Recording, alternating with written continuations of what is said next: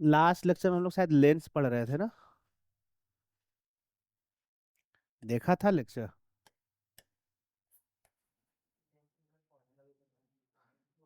हम्म। 1/r1 -1/r2, मतलब ये बताया था कि जो फोकल लेंथ है लेंस का, वो मीडियम पे डिपेंड करता है, अनलाइक मिरर का जो मीडियम पे डिपेंड नहीं करता है। याद आ रहा होगा कुछ ऐसा था।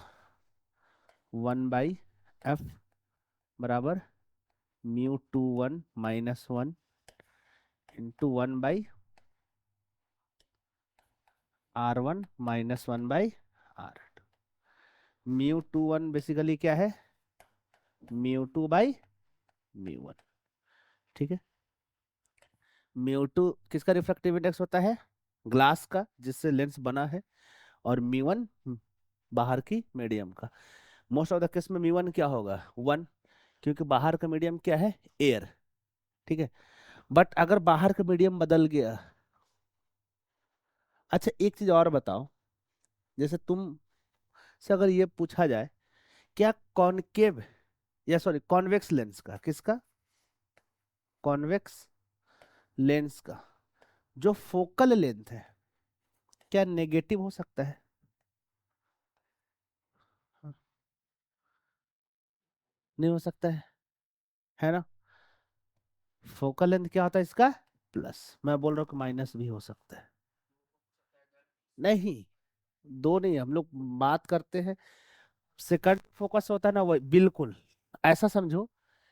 ये फॉर्मूला का अगर तुम ध्यान से देखो तो ये है क्या, पूरा एक अलग से देखो, 1/f बराबर μ2/μ1 -1 इंटू 1/r1 -1/r2। ठीक है। हाँ ये तो चलो सेकेंडरी है, मीडियम पे देखो। μ1 किसका रिफ्रैक्टिव इंडेक्स है, सराउंडिंग का। किसका है, सराउंडिंग का। और μ2 किसका है, ग्लास का। जनरली क्या होता है कि ग्लास का रिफ्रैक्टिव इंडेक्स इससे ज्यादा होता है, तो ये रेशियो 1 से ज्यादा आता है, तो 1 से ज्यादा -1 समथिंग पॉजिटिव ही आएगा। बट ऐसा कर दो कि बाहर का जो मीडियम है उसको तुम डेंसर बना दो, किससे, ग्लास से, तो ये पूरा वैल्यू ओवरऑल क्या हो जाएगा, <1। अगर उसमें से -1 करोगे तो नेगेटिव नहीं होगा। ठीक है। तो नेगेटिव भी हो सकता है, ऐसा कुछ नहीं कि नहीं हो सकता है। क्लियर है ये बात। वैसे ये सब कुछ हमने डिस्कस कर रखा था, चलो फिर आगे बढ़ा जाए। बताया तो था, t × 1 - 1/μ। तुमने पढ़ा नहीं, लेक्चर भी देखना होता है, एक देखोगे एक छोड़ोगे, एक देखोगे एक छोड़ोगे, तो कहाँ से समझ में आएगा। चलो, सबसे पहले आज हम लोग शुरू करते हैं लेंस फॉर्मूला से। प्रूफ पे नहीं जाऊंगा मैं, ऑलरेडी लेंस मिरर फार्मूला में प्रूफ करवा रखा हूँ, उसी के जैसा यहाँ भी कुछ होगा।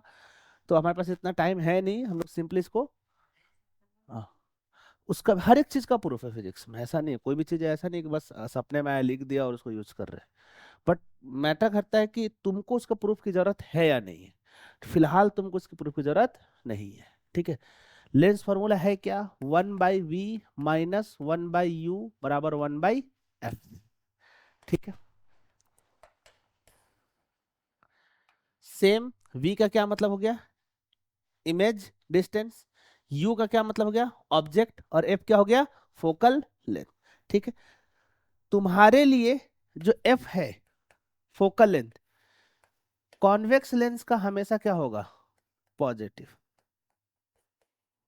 और कॉनकेव लेंस का क्या होगा, नेगेटिव, हमेशा तुम्हारे लिए। क्लियर है।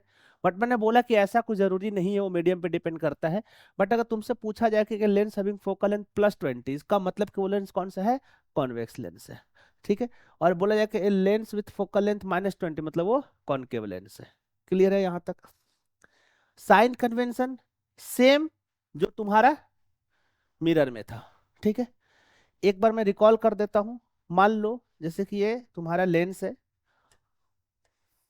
मार्किंग ऑलरेडी मैं बता रखा हूं कि ये होता तुम्हारा एक फोकस F1, ये होता है 2F1, ये होता है तुम्हारा F2, और ये होता है 2F2। क्लियर है? यहाँ पे सेंटर का कंसेप्ट नहीं है। ठीक है, अब तुम बोलोगे सर इसमें कौन से फोकस को मेन फोकस लेना है? ठीक है, डेफिनेशन क्या है फोकस का? अगर तुम फोकस का डेफिनेशन पे देखो तो क्या बोला जाता था कि कोई भी ray of light parallel to principal axis after reflection, किसमें? मिरर में, जहां से भी पास हो उसको क्या बोलते हैं? फोकल पॉइंट, फोकस बोलते हैं ना उसको, और उस लेंथ को क्या बोलते हैं? Focal length. सेम तरीके से यहाँ पे तो रिफ्लेक्शन हो नहीं रहा है, यहाँ पे क्या हो रहा है? रिफ्रैक्शन। इसका मतलब कोई भी रे ऑफ लाइट अगर प्रिंसिपल एक्सिस के पैरेलल हुआ और आफ्टर रिफ्रैक्शन, यहाँ पर रिफ्लेक्शन नहीं हो रहा, आफ्टर रिफ्रैक्शन जहां से भी पास करेगा वही तुम्हारा मेन फोकस कहलाएगा। क्लियर है? तो इस केस, लेंस के केस में जो तुम्हारा सेकंड ये वाला जो है फोकस है, यही तुम्हारा मेन फोकस कहलाएगा।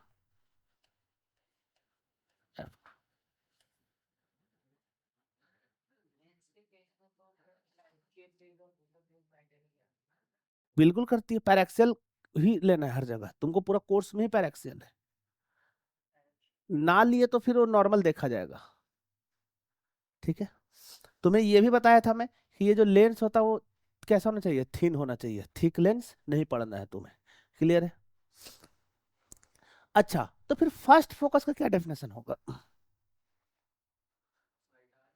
नहीं, फर्स्ट फोकस का डेफिनेशन होता है कि अगर मान लो कि ये लेंस है, ठीक है, बोलता है कि कोई भी एक ऐसा पॉइंट, कोई भी एक ऐसा पॉइंट जहां से रे ऑफ लाइट निकलने के बाद, निकलने के बाद और रिफ्रैक्शन के बाद कैसा हो जाए? पैरेलल। ये किसका डेफिनेशन है? फर्स्ट फोकस का। और ये किसका डेफिनेशन है? सेकंड फोकस का। और सेकंड फोकस ही तुम्हारा मेन फोकस है। ठीक है, अच्छा, हम देख रहे थे साइन कन्वेंशन।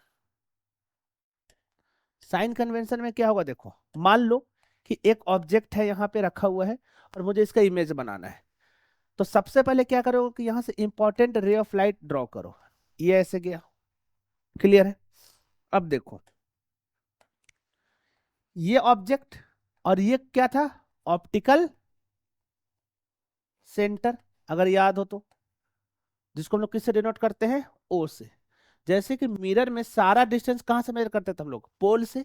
उसी तरह से लेंस में हम लोग सारा डिस्टेंस कहां से मेजर करेंगे? ऑप्टिकल सेंटर से। ठीक है, अगर ऑब्जेक्ट का डिस्टेंस लेना है तो तुम यहां से ऐसे जाओगे, तो अगर तुम ध्यान से देखो तो ये जो रे है उसके अपोजिट डायरेक्शन में जा रहे हो, इसका मतलब जो यू होगा वो कैसा होगा? नेगेटिव। क्लियर है? अब बताओ इसका मेन फोकस किधर है? लेफ्ट में या राइट में? राइट में है। ठीक है, अगर तुमको फोकल लेंथ मेजर करना है तो कहां से मेजर करोगे? ऑप्टिकल सेंटर से। क्या इस काम वाले रे के डायरेक्शन में ही है? इसका मतलब इसका फोकल लेंथ कैसा होगा? कैसा होगा इसका फोकल लेंथ? पॉजिटिव।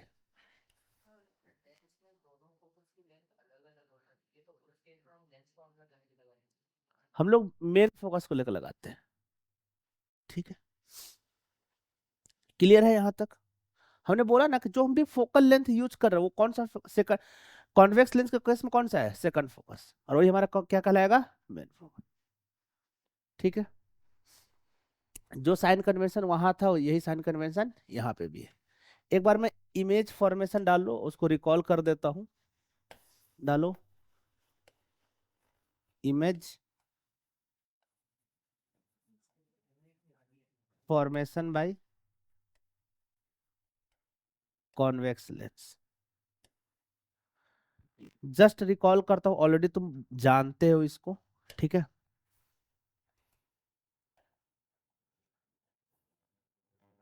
मार्किंग वैसा ही है। ये ऑप्टिकल सेंटर ओ, मान लो ये फोकस F1, और जैसे इसका दो गुना हो जाएगा 2F1, ये हो जाएगा F2, और ये हो जाएगा 2F2। वापस से वही काम करना है। याद करो क्या करते थे? सबसे पहले ऑब्जेक्ट को कहाँ रखते थे? इन्फिनिटी पे। अगर ऑब्जेक्ट इन्फिनिटी पे है तो इन्फिनिटी से आने वाला सारा रे ऑफ लाइट कैसा आएगा? बताओ। Object at infinity. तुम जानते हो कि इन्फिनिटी से आने वाला सारा रे ऑफ लाइट पैरेलल होता है। कैसा होता है? पैरेलल। ठीक है। तो आफ्टर रिफ्रैक्शन वो कहां से पास करेगा? फोकस से। इसका मतलब इमेज कहां बनेगा? फोकस पे। ठीक है। ठीक है। चलो, तो लिखो इमेज के बारे में। कहां बना इमेज? At focus. क्या पॉइंट साइज का बन रहा है? पॉइंट साइज या फिर हाईली डिमिनिस्ड? रियल बन रहा दिख रहा है तुमको? Real and inverted. ठीक है। अगला क्या होगा बताओ? सेम तुमको जैसे कॉनकेव, इस चीजों को मैं बता रहा हूं, जो कॉनकेव मिरर में तुमने बनाया था ना, सेम यहां पर रिफ्लेक्ट कर दो कॉन्वेक्स लेंस में। ठीक है। अगला हम लोग क्या रखेंगे? Beyond 2f2। बियॉन्ड सेंटर का इमेज बनता था, बताओ? बिटवीन, यहां पर बनेगा कहीं, इसके बीच में कहीं बनेगा। ठीक है। दूसरे क्या लिखोगे इस बार? Beyond 2f1। अब देखो, अगर इसका इमेज बनाना है तो सबसे पहले कैसा लेंगे? पैरेलल रे ऑफ लाइट। और कहां से पास करेगा वो? फोकस। दूसरा, तुम लोग को मैं एक डेफिनेशन दिया था ऑप्टिकल सेंटर का, याद करो। क्या डेफिनेशन था? कि ए रे ऑफ लाइट पासेस अनडेविएटली। इसका मतलब हम लोग, हमें इमेज बनाने के लिए मिनिमम कितना चाहिए? 2 चाहिए ना। तो दूसरा हम कहां से पास करेंगे? ऑप्टिकल सेंटर से। जैसे ऑप्टिकल सेंटर से पास करो, देखो यहां कहीं कट रहा है, तो इमेज कहां बन रहा है? जब बियॉन्ड 2f रखोगे तो तुम्हारा जो इमेज है कहां बन रहा है? Between f2 and 2f2। कैसा इमेज बना? Real and inverted. और कैसा बनेगा ये? डिमिनिश्ड। क्लियर है? दिख रहा है ना, छोटा बन रहा है। ठीक है। अच्छा, यहां पे जो मैग्निफिकेशन होता है m, वो होता है तुम्हारा v अपॉन u। मिरर में क्या होता था? Minus of v upon u। और यहां पे क्या हो जाएगा? v upon. क्लियर? अब देखो, हमें पूरा बनाने की जरूरत नहीं है। 2f2 पे कहां बनेगा? 2f1 पे। Equal size. जब यहां रखूंगा तो कहां बनेगा? Beyond 2f। जब f पे रखूंगा कहां बनेगा? इन्फिनिटी पे। जब इसके बीच में रखूंगा कहां बनेगा? वर्चुअल। और कहां बनेगा? सेम साइड में। मैं लास्ट वाला केस दिखाता हूं तुमको। Between f1 and o। देखो सेम चीजें हैं तो रिपीट करने का कोई मतलब है नहीं, हम लोग आगे बढ़ेंगे, जो क्वेश्चन उसको सॉल्व करेंगे। f1 to f1, f2 to f2, यहां रख दिए। वापस से क्या करोगे? पैरेलल। पैरेलल कहां से पास करेगा? फोकस से। दूसरा क्या करोगे? ये ले लो ऑप्टिकल सेंटर से। ये दोनों कभी मिलेगा नहीं। इसी को तुम अगर बैक साइड एक्सटेंड कर दोगे, जहां पे भी ये मिल रहा है वो क्या बनेगा? इमेज। समझ में आ रहा है ये बात? तो कैसा इमेज बना? वर्चुअल। और वर्चुअल में भी कैसा बनेगा? ये इनलार्ज। क्लियर है ये बात? सेम तरीके से किस में जाएंगे हम लोग? कॉनकेव लेंस में। यहां तक तुम लोग को पता है? ठीक है। एक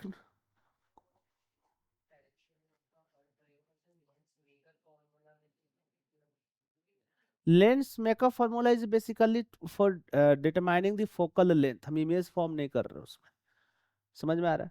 लेंस, हम ये जो तुम फॉर्मूला लिखे हो ना, कहाँ गया? नहीं, मिटा दिया। 1/v minus 1/u equal to 1/f, वो लेंस मेकर नहीं है, वो लेंस फॉर्मूला है। हाँ।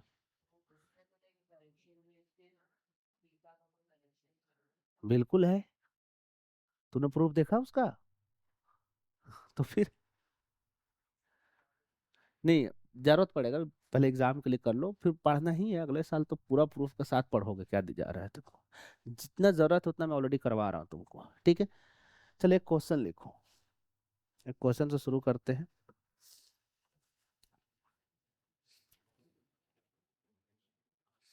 हम्म।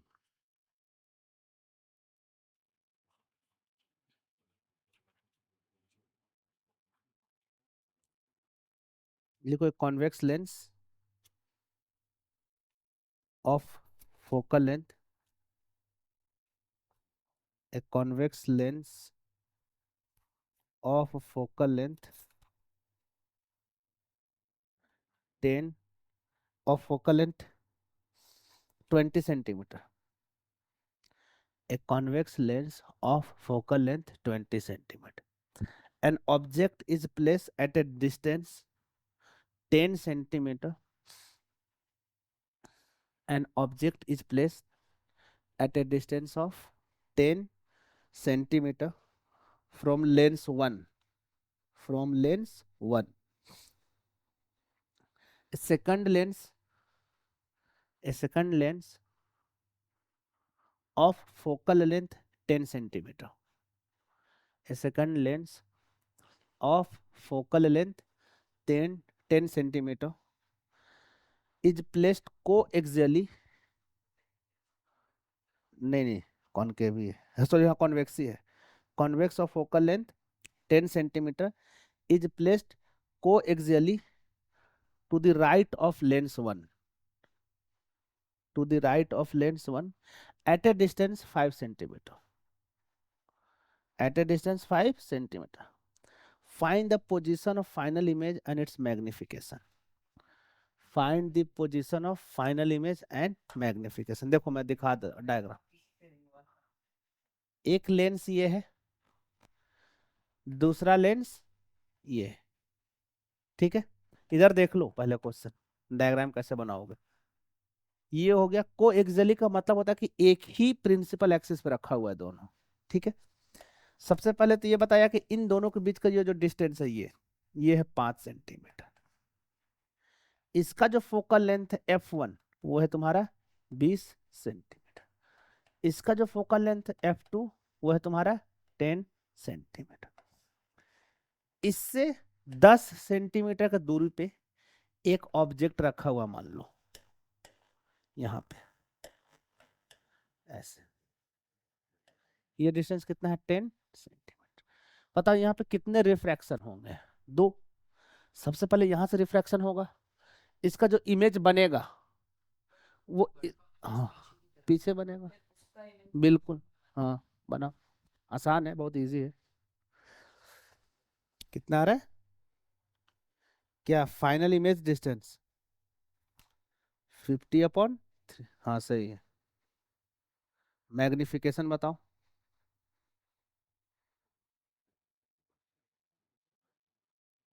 कैसा इमेज बनेगा, रियल वर्चुअल?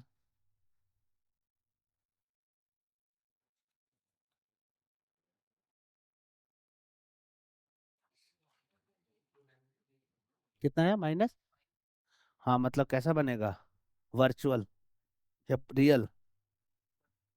रियल बनेगा। क्या रहा 1/10 तुम्हारा? सबसे पहले फर्स्ट वाले से कैलकुलेट करो, तुम पहले वाले के लिए देखो, u कितना है, -10 सेंटीमीटर, ठीक है। फोकल लेंथ f कितना है, +20 सेंटीमीटर। तो बताओ 1/v -1/u बराबर क्या हो जाएगा, 1/f, ठीक है। 1/v -1/u मतलब -10 बराबर 1/20। इसको सॉल्व करो, प्लस माइनस चला जाएगा, इधर माइनस हो जाएगा, तो 1/20 -1/10, तो एलसीएम हो जाएगा तुम्हारा 21 - 2, दैट इज v बराबर -20, ठीक है। मतलब -20 का क्या मतलब हुआ कि लेंस से लेफ्ट में ही बनेगा, ठीक है। तो लेंस से कितना दूरी बना, यहाँ पे इमेज यहाँ बना, ठीक है। तुमको पता है कि वर्चुअल इमेज बनेगा, और वर्चुअल इमेज हमेशा इसमें इनलार्ज बनता है, ये भी तुम जानते हो, ठीक है, तो ये कितना बन गया 20 सेंटीमीटर। अब ये जो इमेज बना पहले लेंस से, ये क्या काम करेगा इसके लिए एज ए ऑब्जेक्ट। बट तुमको यहाँ पे निकालना है, सबसे पहले इसका मैग्निफिकेशन भी निकाल लो। m बराबर क्या होता है v अपॉन यू। v कितना है -20, u कितना है -10, तो मैग्निफिकेशन आया 2, और आना भी चाहिए। वर्चुअल इमेज है प्लस, और मैग्नीफाइड मतलब 1 से ज्यादा। इसको मैग्निफिकेशन 1 नाम दे देता हूँ, मतलब मिरर सॉरी लेंस 1 से जो बना। अब आ जाओ तुम लेंस 2 पे, ठीक है, लेंस 2 पे। लेंस 2 के लिए u कितना हो जाएगा, देखो ये 20 है और ये 5 है, तो कितना हो जाएगा -25, तो ये हो जाएगा -25 सेंटीमीटर। फोकल लेंथ एफ कितना है इसका 10 सेंटीमीटर। वापस से बताओ 1/v बराबर क्या हो जाएगा 1/u प्लस 1/f, मतलब 1/-25 प्लस 1/10, मतलब कितना हो जाएगा ये 20, कितना होगा एलसीएम 50, -2 प्लस 5, मतलब 3/50। तो इसका मतलब v बराबर कितना आया 50/3, प्लस में आया, प्लस में आया मतलब 50/3। इसका क्या मतलब हुआ कि मतलब कि इस लेंस से कितना डिस्टेंस पे है 50/3। समझ में आया, क्लियर है। अच्छा इसका मैग्निफिकेशन निकालो, तो इसका मैग्निफिकेशन m क्या हो जाएगा m2, क्या लिखूंगा v अपॉन u। v कितना है 50/3 और u कितना है 25, तो ये कितना हो जाएगा 1/6, 1/6 ही होगा ना, नहीं 2/3 होगा, सॉरी क्या होगा 2/3, हाँ 2/3 होगा। क्लियर है, समझ में आया ये। अरे ये तो सॉल्व कर पा रहे होगे ना। अब बताओ नेट मैग्निफिकेशन मैंने बताया था कि जब भी मल्टीपल इंस्ट्रूमेंट हो,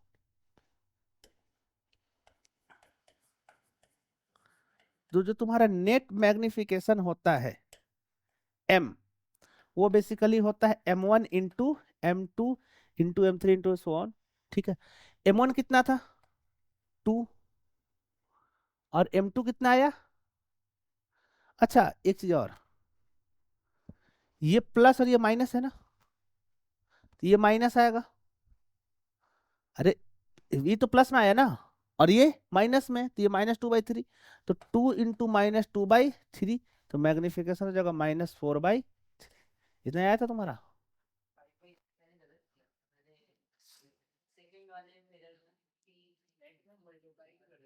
ये तो क्या क्या बोल रहे हो, इसलिए मल्टीप्लाई करते हैं, प्रूफ भी है इसका वैसे। बट तुम सोचो कि एक बार ये मैग्नीफाई किया, या फिर जो भी किया प्लस किया या माइनस किया कम किया जाए, फिर दूसरी बार ये किया, तो नेट तो दोनों का प्रोडक्ट होगा ना।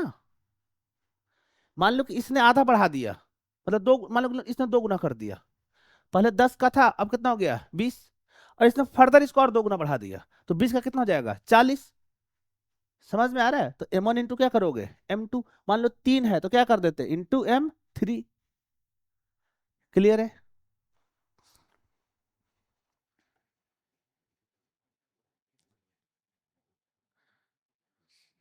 ठीक है, मतलब ये जितना हाईएस्ट हो सकता था तुम्हारे लिए सबसे हाईएस्ट है, ठीक, तो भी कर सकते हो, तो भी वही होगा। जो इसका इमेज बनेगा पहले, इसका इमेज दूसरे के लिए कैसे काम करेगा एज ए ऑब्जेक्ट, लेंस ने पार करके बनेगा, वर्चुअल मान लो। जैसे मान लो तुम ये कहना चाह रहे हो ना कि सर मान लेते दूसरे साइड बना +20 बनता, मान लो तुम बोल रहे हो कि सर तो बीच में तो 5 पे ये आ गया और 20 पे बन रहा है, तो यू कितना लोगे 15, बट प्लस या माइनस प्लस, ये समझो मैं बता रहा हूँ क्या। इधर देखो ये लेंस है और एक ये लेंस है, ठीक है, तुमने यहां कहीं पर रख दिया, मान लो ऐसे, तो इसका इमेज मान लो कि ये 10 मीटर का है, ठीक है, और जब इसका इमेज बनाया ना तो ये कहीं v निकालने के बाद 50 आ रहा है, कितना आ रहा है 50, बट तुम बोलोगे सर 10 पे तो लेंस ही है। समझ में आ रहा है, तो तुम लेंस को भूल जाओ, किसको भूल जाओ इस लेंस को भूल जाओ, कितना बना 50 पे, बट लेंस के बाहर चला गया वो, इसका मतलब अब इसके लिए ऑब्जेक्ट डिस्टेंस कितना हो जाएगा 40, बट ये वर्चुअल ऑब्जेक्ट होगा, और वर्चुअल ऑब्जेक्ट जब भी हुआ तो ऑब्जेक्ट डिस्टेंस u हमेशा कितना लेना, प्लस में लेना बस। इन जनरल ऑब्जेक्ट डिस्टेंस क्या होता है, माइनस।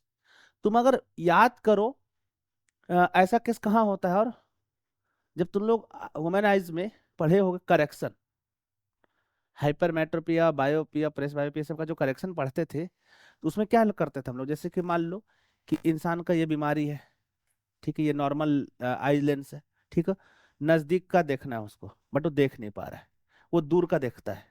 तो तुम क्या करते थे कि एक यहाँ से ऐसा लेंस लगा देते थे, तो वो पैरेलल हो जाता था।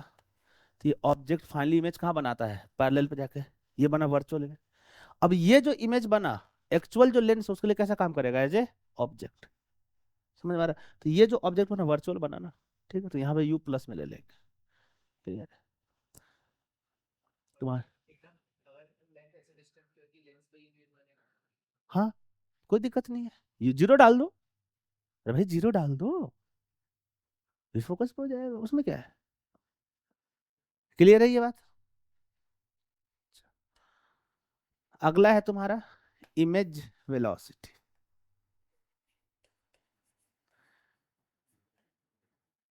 याद करो, इमेज वेलोसिटी के लिए हम लोग क्या करते हैं, 1/v माइनस 1/u बराबर 1/f। अगर इस v को डिफरेंशिएट कर दे हम, किसके रिस्पेक्ट में, टाइम के रिस्पेक्ट में, तो D 1/v upon D T minus D 1/u upon D T बराबर कितना हो जाएगा, 0, क्योंकि फोकल लेंथ क्या है, कांस्टेंट, और कांस्टेंट का डिफरेंशिएशन कितना होता है, 0। क्लियर है? 1/v का याद करो क्या बताया था हमें, -1/v² dv/dt, याद आ रहा है ना? इसको तुम v के रिस्पेक्ट, t के रिस्पेक्ट में डिफरेंशिएट नहीं कर सकते हो, पहले हम लोग v के रिस्पेक्ट में करते थे, और फिर लास्ट में dv/dt होता है। सिंपली यहाँ पे माइनस माइनस प्लस हो जाएगा, 1/u² du/dt, क्लियर है, बराबर 0। तो अब बताओ dv/dt बराबर क्या आ जाएगा, dv/dt बराबर हो जाएगा तुम्हारा v² upon u² into du/dt। अब बताओ dv/dt है क्या, बेसिकली इमेज का वेलोसिटी, इमेज वेलोसिटी। अच्छा, v/u का क्या लिख सकता हम लोग, v/u का होल स्क्वायर, और v/u होता क्या है, मैग्निफिकेशन, तो ये क्या हो जाएगा, मैग्निफिकेशन का स्क्वायर बराबर du/dt क्या हो जाएगा, वेलोसिटी ऑफ ऑब्जेक्ट। देखो सब पढ़ा रखा हूं इसलिए मैं थोड़ा फास्ट जा रहा हूं, ठीक है, सेम चीजें हो गया। हाँ, वेलोसिटी ऑफ इमेज हम लोग इसको लिखते हैं विथ रिस्पेक्ट टू मिरर, इस बार क्या लिखेंगे, lens is nothing but m का square into velocity of object with respect to lens. तुम्हारे लिए क्या होगा कि मोस्ट ऑफ द केस में लेंस क्या होगा, रुका रहेगा, ठीक है। ये जो वेलोसिटी आता है ना, वो किसके रिस्पेक्ट में आता है, लेंस के रिस्पेक्ट में, क्योंकि तुम तो ये जो v मेजर कर रहे हो किसके रिस्पेक्ट में मेजर कर रहे हो, लेंस के रिस्पेक्ट में, ठीक है। तो मोस्ट ऑफ द केस में लेंस रुका रहता है तो दिक्कत नहीं होता है, बट अगर लेंस चलने लगा तो प्रॉब्लम हो जाएगा, ठीक है ना। तो इसलिए ये जो वेलोसिटी है, इमेज का वेलोसिटी, ये किसके रिस्पेक्ट में, velocity of image with respect to lens. और velocity of image with respect to lens को क्या लिखेंगे, velocity of image minus velocity of lens, ठीक है। उसी तरह से velocity of object with respect to lens को क्या लिखेंगे, velocity of object minus velocity of lens. और वेलोसिटी है तो डायरेक्शन के साथ। एक क्वेश्चन लिखो, a point object has velocity 2, a point object has velocity 2 centimeter per second, 2 centimeter per second is placed at a distance of 30 centimeter. A point object has velocity of 2 centimeter per second, a point object has velocity of 2 centimeter per second when it is placed at a distance of 30 centimeter from the moving lens, when it is placed at a distance of 30 centimeter from moving lens with a speed of 2 centimetre पर second. ये किसका speed है, lens का, ठीक है। Toward left नहीं, object का right है, lens toward left. If the focal length of lens is 20 centimetre, if the focal length of object is 20, lens is 20 centimetre, find the velocity of image.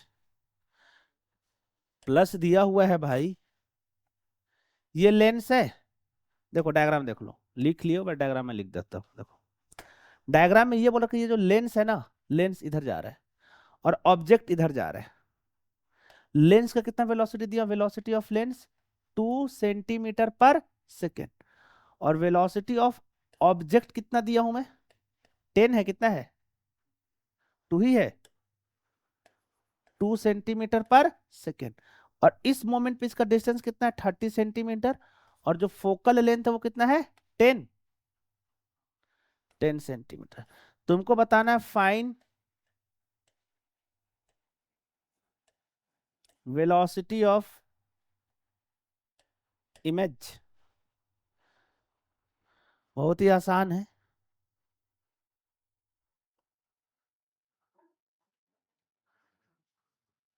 चलो मैं option दे देता हूं, 12 centimetre पर second, -12 centimetre पर second, 40 centimetre पर second, लो, -40 centimetre पर second. तुम्हारा तो ऑप्शन भी नहीं है इसमें।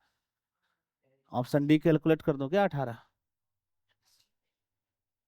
प्लस सी, पक्का? हाँ भाई मोनेश,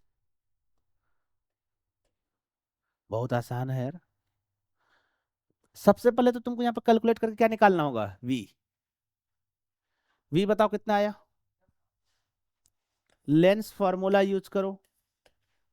लेंस फॉर्मूला से 1/v - 1/u = 1/f करोगे, तो यहां से v कितना आ रहा है, 60 सेंटीमीटर। ठीक है, u कितना डालोगे, -20, और f कितना डालोगे, +10। सॉल्व कर लेना इसको।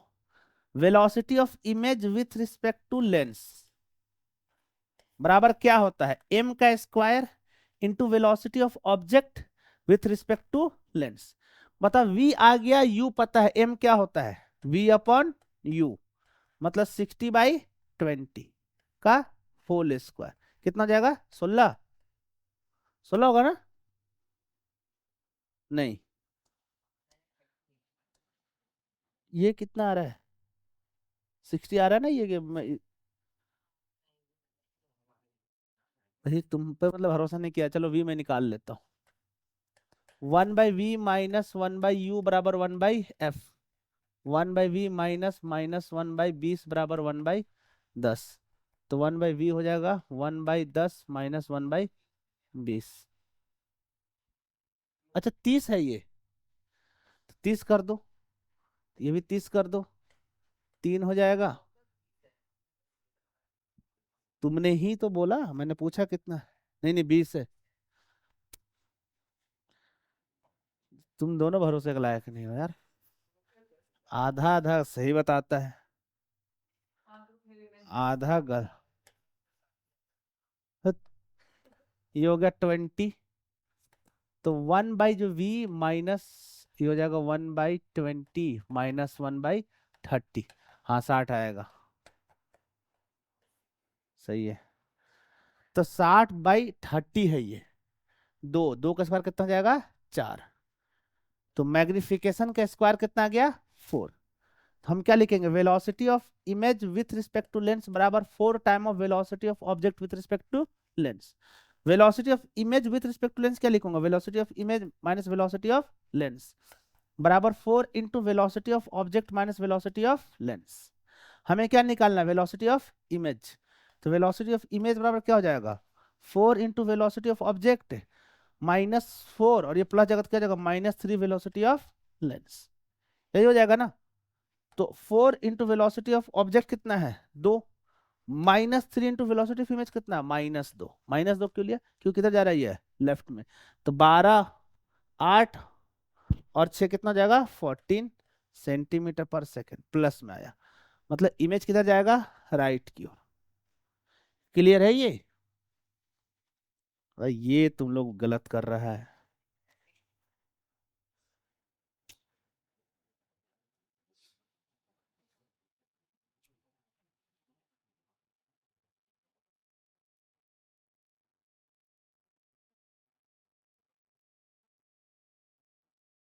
चलो ये हो गया। अगला हेडिंग डालो, लिखो image refraction through prism, refraction through prism.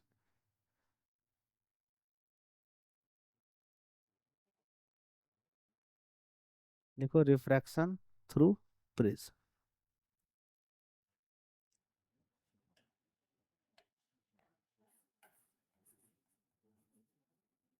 सबसे पहले तो प्रिज्म का कोई डेफिनेशन बताओ, क्या डेफिनेशन दोगे प्रिज्म? जैसे लेंस का डेफिनेशन मैंने क्या दिया था, ए transparent medium bounded by two surface in which one of the surface must be curve, बताया था ना? याद करो कि दो सरफेस से बाउंडेड होना चाहिए। हाँ तो बताओ क्या बोलोगे? हाँ, लिखो prism is a transparent, prism is a transparent medium bounded by refracting surface, prism is a transparent medium bounded by refracting surfaces such that incident surface, incident surface, incident surface का क्या मतलब समझे? जिस भी सरफेस पे incident light आ रहा हो, such that incident surface and emergent surface, जहां से लाइट निकल रहा हो, such that incident surface and emergent surface are plane and non parallel, are plane and non parallel. अब बताओ क्या डेफिनेशन दिया मैं, कि ट्रांसपेरेंट मीडियम, ठीक है, bounded by two refracting surface, मतलब वो ट्रांसपेरेंट होना चाहिए, सच दैट, मान लो कि एक सरफेस ऐसा है और दूसरा सरफेस ऐसा है, यहां से रे ऑफ लाइट आया और मान लो कि यहां से निकल गया, तो हम लोग बोलते हैं इसको इंसिडेंट सरफेस, और दूसरा इमर्जेंट सरफेस, जहां से लाइट बाहर निकल रहा हो। स्लैब में पढ़ा रखा हूं मैं, इसको इंसिडेंट, इसको रिफ्रैक्टेड और इसको इमर्जेंट रे बोलते हैं। ये बोलता है कि ये जो दोनों सरफेस है ना, ये प्लेन होना चाहिए, कर्व नहीं होना चाहिए, ऐसा नहीं होना चाहिए लेंस के जैसा, ठीक है? कैसा होना चाहिए? प्लेन। साथ में ये दोनों नॉन पैरेलल होना चाहिए, ऐसा नहीं कि स्लैब जैसा ही पैरेलल हो जाए, वरना स्लैब भी एक लेंस की तरह, प्रिज्म की तरह बिहेव करता। स्लैब कैसा होता? ग्लास स्लैब, बताओ। अगर तुम ग्लास स्लैब देखो तो यही है ना ग्लास स्लैब, ठीक है? लो, इसमें ये सरफेस और ये सरफेस दोनों है तो प्लेन, बट प्रॉब्लम क्या है कि दोनों कैसा है? पैरेलल। बट डेफिनेशन में क्या बोला मैं, कि ये दोनों पैरेलल नहीं होना चाहिए। तो ऐसा सोचो कि तुम एक ऊपर वाला सरफेस ले लिए और एक नीचे वाला सरफेस ले लिए, क्या दोनों प्लेन है? हाँ। मान लो ऐसा समझो कि यहां से एक रे ऑफ लाइट आया और ऐसा रिफ्लेक्ट करके नीचे वाला से निकल गया, समझ में आ रहा है ये बात? तब ये कैसा एक्ट करेगा? एज ए प्रिज्म, क्योंकि अब ये दोनों सरफेस पैरेलल नहीं है।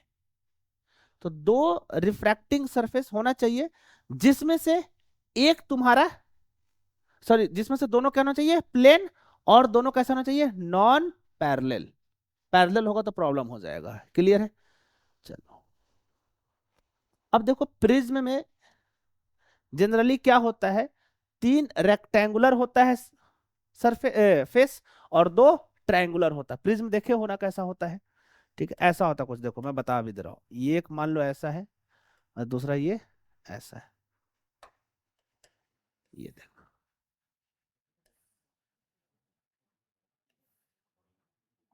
ठीक है? जिसमें तुमको दिख रहा है वो तीन ट्रायंगुलर है, कौन कौन सा तीन ट्रायंगुलर है बताओ?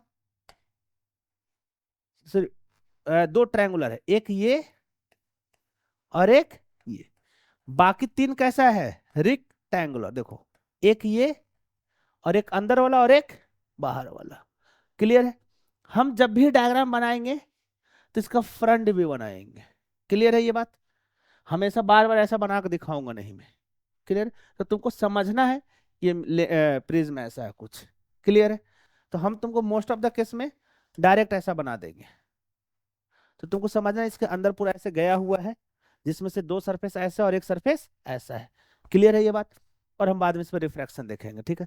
तो सबसे पहला हेडिंग डालो, लिखो refraction of monochromatic light through prism. Refraction of monochromatic light through prism. Refraction of monochromatic light through prism. Clear है? अच्छा, देखो मोनोक्रोमेटिक का क्या मतलब हुआ? जिसमें मोनो पॉलीक्रोमेटिक समझते हो? मोनो मतलब सिंगल कलर, और पोली मतलब मल्टीपल कलर। जैसे व्हाइट लाइट मोनोक्रोमेटिक है या पॉलीक्रोमेटिक है? पॉलीक्रोमेटिक है। मान लो कि मैंने कोई सिंगल कलर ले लिया, मान लो ग्रीन ले लिया, ठीक है। अब जैसे ही ये प्रिज्म पे स्ट्राइक किया, सोचो सबसे पहले क्या होगा, देखो हम लोग यहाँ पे क्या ड्रॉ करेंगे, एक नॉर्मल, ठीक है। इससे क्वेश्चन आता है और थोड़ा डिटेल में देखना, जो तुम 10th में पढ़े हो उससे ज्यादा पढ़ना है इसमें, ठीक है। ये हो गया नॉर्मल। यहाँ पे बाहर का मीडियम रेयर है और अंदर का मीडियम डेंसर है, तो ये क्या करेगा, टुवर्ड द नॉर्मल बेंड करेगा।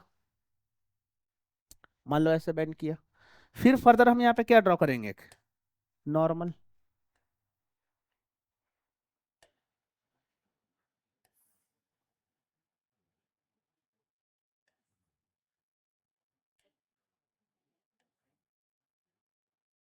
बन गया नॉर्मल ये, ठीक है। जब यहां से निकलेगा तो ये बाहर की ओर जाएगा, अवे फ्रॉम नॉर्मल। क्लियर है ये चीजें? मान लो ये एंगल ए, ये एंगल सॉरी बी, और ये एंगल सी। कौन सा दो सरफेस से रिफ्रैक्शन हो रहा है? एक ये वाला ए बी और दूसरा वाला ए सी। इनके बीच का जो एंगल है ये, इसको हम लोग बोलते हैं angle of prism. Angle of prism ए कौन सा एंगल है? Angle between two refracting surface. जहां से रिफ्रैक्शन हो रहा है, वैसे रिफ्रैक्टिंग सरफेस ये भी है, बट इससे रिफ्रैक्शन नहीं हो रहा। बट ऐसा सोचो कि यहां से एक लाइट गया, बेंड करके इधर से निकल जाता, तो फिर बी क्या कहलाता है, एंगल ऑफ प्रिज्म। अगर मान लो कि ए सी और ये बी सी वाला यूज होता तो क्या कहलाता है, एंगल सी। समझ में आ रही है बात? हम फिलहाल पे किसको यूज कर रहे हैं, ए बी और ए सी को। क्लियर है यहां तक? इसको क्या बोलते हैं, इंसिडेंस एंगल आई। इसको मान लो कि एंगल ऑफ रिफ्रैक्शन R1 नाम दे देता हूं, और इसको R2, और ये इमर्जेंट एंगल E। क्लियर है यहां तक? अगर मान लो कि कुछ ना होता तो ये इंसिडेंट रे कैसे निकलता, सीधा। अगर प्रिज्म ना होता तो ये इंसिडेंट रे सीधा निकल जाता, बट ये प्रिज्म होने की वजह से ये बैंड कर गया, ठीक है। ये देखो बैंड कर गया, तो कितना एंगल बैंड कर गया, ये दिख रहा है ये बात।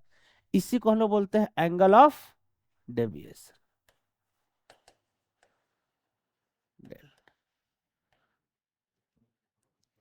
इसको बोलते हैं एंगल ऑफ डेविएशन। क्लियर है? यहां तक तो तुम लोग ऑलरेडी 10th में पढ़ रखे होगे, या इससे ज्यादा, शायद इससे ज्यादा पढ़े हो, यही पढ़े हो। बिल्कुल। चलो वो भी देख लेते हैं, इधर देखो फिलहाल एक डेरिवेशन देखते हैं, फिर हम देखेंगे किन फैक्टर पे ये एंगल ऑफ डेविएशन जो डेल्टा वो डिपेंड करता है। ये सब एक्सप्लेन करने की जरूरत है कि I R1E क्या होता है, सब जानते हो पहले से, ठीक है। सबसे पहले एक बात बताओ कि ये अगर एंगल आई है और ये एंगल आर है, तो ये एंगल कितना हो जाएगा, I - R1। क्योंकि अगर ये आई है तो ये पूरा कितना होगा, आई। जिसमें से अगर ये R1 है तो ये कितना हो जाएगा, I - R1। उसी तरीके से बताओ ये एंगल कितना हो जाएगा, E - R2। क्लियर है? तो बताओ डेल्टा को क्या लिखोगे, डेल्टा बराबर लिख सकते हो क्या, I - R1 plus E - R2। क्यों, देखो ये ट्रायंगल है, ट्रायंगल में ये एक्सटीरियर एंगल हो गया और ये दोनों कैसा हो गया, इंटीरियर एंगल। तो जो एक्सटीरियर एंगल होता है सम ऑफ टू इंटीरियर एंगल के बराबर होता है। क्लियर है यहां तक? चलो, तो एक फॉर्मूला निकल गया डेल्टा डेविएशन का, क्या निकला? Angle I plus angle E minus angle R1 plus angle R2। ठीक है, एक काम करो, इस R1 और R2 को एलिमिनेट करने का कोशिश करो एक टर्म में। किसके टर्म में? ए, मतलब एंगल ऑफ प्रिज्म। तुम ध्यान से देखो तो एक पूरा क्वाड्रिलेटर देखो, ये वाला दिख रहा है ये, जिसमें से ये एंगल कितना है? 90, नॉर्मल है ये एंगल भी कितना है? 90। तो इसका मतलब एंगल ये और प्लस में एंगल ये एक्स, दोनों का सम कितना होगा? 180। ठीक है, इसका मतलब angle A plus angle x बराबर 180 डिग्री। क्लियर है? अब एक बात बताओ, R1 plus R2 plus x कितना होगा? 180, ट्रायंगल है। ठीक है, x plus R1 plus R2 बराबर 180। ये दोनों बराबर है तो ये दोनों भी बराबर होगा, तो a प्लस एक्स बराबर x plus R1 plus R2। तो a बराबर क्या निकल गया? R1 plus R2। तो एंगल ऑफ डेविएशन क्या निकल जाएगा? I प्लस ई माइनस ए।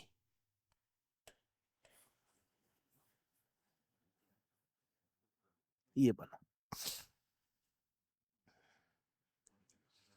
इसको पहले कॉपी करो, फिर मैं आगे बताता हूँ कुछ।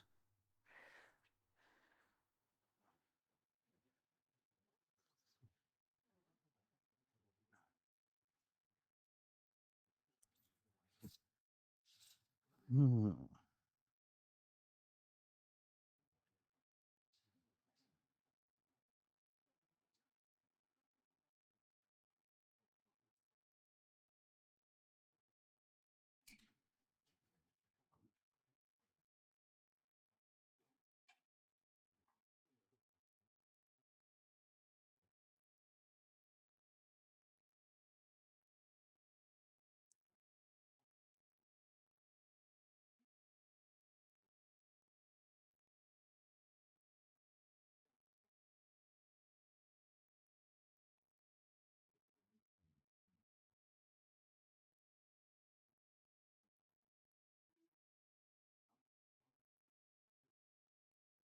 हो गया ये?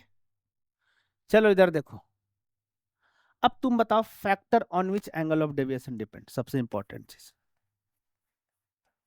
फैक्टर्स ऑन विच डिपेंड, किन किन बातों पे जो डेविएशन है डिपेंड कर रहा है? फॉर्मूला से बताओ। एंगल आई और एंगल ऑफ प्रिज्म ई तो उसके अकॉर्डिंग शिफ्ट होगा। अगर एंगल ऑफ इंसिडेंस बढ़ाऊं तो डेविएशन क्या होगा? बताओ, बढ़ना चाहिए, बस यहीं पे फेल कर जाओगे। मान लो बढ़ाते बढ़ाते 100 डिग्री कर दिया, पॉसिबल है? एंगल ऑफ इंसिडेंस कितना हो सकता है? 90। समझ में आ रहा है? चलो मान लो कि मैं बढ़ा रहा हूँ, बढ़ाते बढ़ाते जा रहा हूँ, बढ़ाते जा रहा हूँ कुछ एंगल तक, तो क्या हमेशा एंगल ऑफ डेविएशन बढ़ेगा? यही लग रहा है ना तुमको, बट ऐसा है नहीं। देखो अभी मैं इसका प्रूफ पे नहीं जाऊंगा, मैं जो लिखवा रहा हूँ बस एज इट इज छाप लेना। ठीक है, ये डेविएशन और ये एंगल ऑफ इंसिडेंस आई, इसका ग्राफ जो बनेगा तुमसे डाइजेस्ट नहीं होगा, बट कर लो, ऐसा बनता है।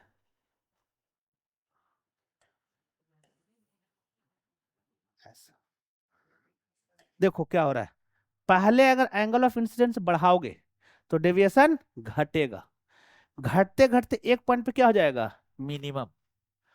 फिर उसके बाद तुम बढ़ाओगे तो बढ़ेगा। समझ में आ रहा है ये बात? तो ये कभी भी मत लिख लेना डेल्टा मिनिमम, तो लिखो इस बात को कि एंगल ऑफ इंसिडेंस बढ़ाने से डेविएशन घटता है till minimum value, then after angle of incidence बढ़ाने पे डेविएशन बढ़ता है।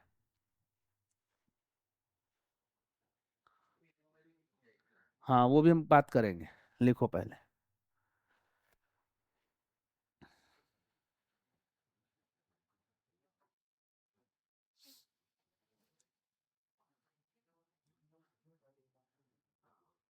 तुम ऐसा नहीं कर पाओगे, इसका पूरा प्रूफ होता है, पढ़ोगे 12th में जाकर, फिलहाल तुम लिख लो, अगर प्रूफ कराने बैठा तो पूरा टाइम लग जाएगा इसी पे।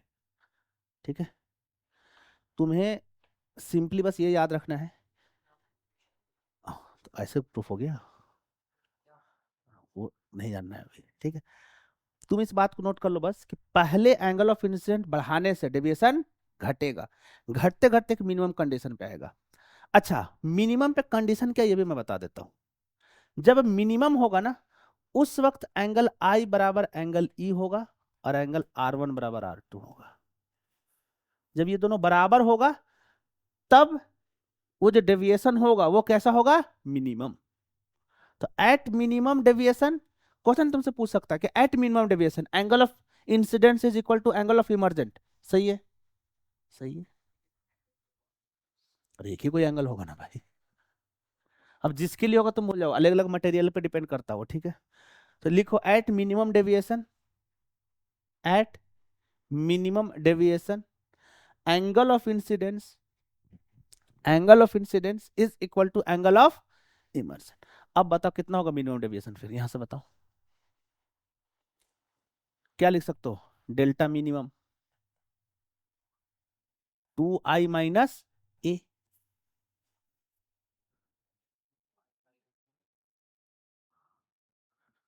समझ में आ रहा है ये, या फिर 2i - r, i - r कैसे हो गया, a बराबर क्या है R1 + R2, और R1 R2 भी क्या है इक्वल, उसको r मान लेते हैं, तो ये भी होगा। क्लियर है। अब बताओ कि तुमको सिर्फ ऐसा दिया हुआ क्वेश्चन, देखो मैं बता रहा हूं क्वेश्चन कैसे आएगा, ये भी देख लो कि एंगल ऑफ इंसिडेंस दिया हुआ है, मान लो 30 डिग्री, ठीक है, और रिफ्रैक्टिव इंडेक्स दिया हुआ है, मान लो √3। कितना दिया हुआ रिफ्रैक्टिव इंडेक्स, √3। तुमसे बोलेगा find minimum deviation, find minimum deviation. एक बात बताओ, क्या फॉर्मूला है मिनिमम डेविएशन का, डेल्टा मीन बराबर 2i - a, या फिर 2 टाइम ऑफ i - r। क्या एंगल ऑफ प्रिज्म दिया हूं मैं, नहीं। क्या आई दिया हूं मैं, हाँ। क्या आर दिया हूं, नहीं। बट क्या मैंने म्यू दिया है, हाँ। तो अगर मैं म्यू दिया हूं तो क्या आर नहीं निकल जाएगा स्नेल्स लॉ से। देखो, अगर तुम यहां पे स्नेल्स लॉ लगाओ, यहां पे स्नेल्स लॉ क्या कहता है, साइन आई बराबर mu time of sine r. तो बताओ यहां से साइन आर बराबर क्या निकल जाएगा, साइन आई बाई म्यू। भाई साइन आई दे रखा हूं, म्यू दे रखा हूं, तो वहां से क्या निकल जाएगा, साइन आर। और आर निकलेगा तो मिनिमम डेविएशन क्या हो जाएगा, 2 × i - r। अब जो भी आए एग्जैक्ट वैल्यू नहीं आएगा, गंदा सा आएगा, साइन का टर्म में आएगा। हाँ, अगर 1/√3 देता तो हो जाता, बट 1/√3 होगा नहीं ना प्रिज्म डेंसर मीडियम में। समझ में आ रहा है ये बात, क्लियर है, हो गया ये। हाँ, अगर इसको मैं 60 कर दूं,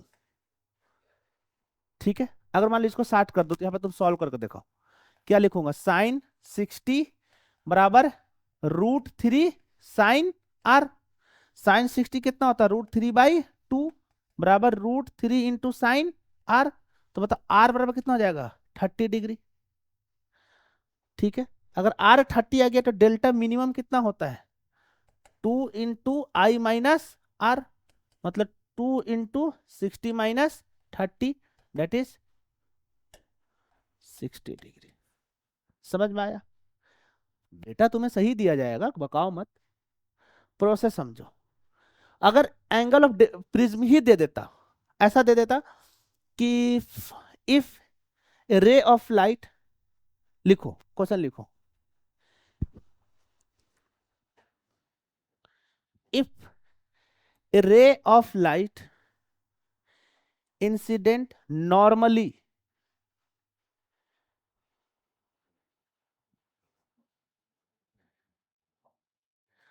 अगर एक रे ऑफ लाइट नॉर्मली इंसिडेंट करता है तो एंगल ऑफ इंसिडेंट कितना, बताओ, जीरो। तो क्या ये कभी भी मिनिमम डेविएशन सफर करेगा? क्वेश्चन ये है, will it suffer minimum deviation? बहुत बढ़िया, कुछ तो होगा, कुछ तो होगा ना। नहीं समझे? टू क्या होता है? Delta minimum, two into i minus r, भूल जाओ, two into i minus A. अरे प्रिज्म का एंगल कुछ तो होगा ही, पैरेलल तो है ही नहीं, तो कुछ ना कुछ तो होगा। बट आई कितना हो गया? जीरो। तो डेविएशन कितना हो गया? नेगेटिव। Is this possible? नहीं। नेगेटिव का क्या मतलब हुआ? क्वेश्चन से बनता है फिलहाल यहाँ पे नहीं। तो इसका मतलब कि ऐसे केस में अगर एक प्रिज्म ऐसे रखा हुआ है और तुम रे ऑफ लाइट को नॉर्मली स्ट्राइक करते हो तो डेविएशन मिनिमम नहीं होगा।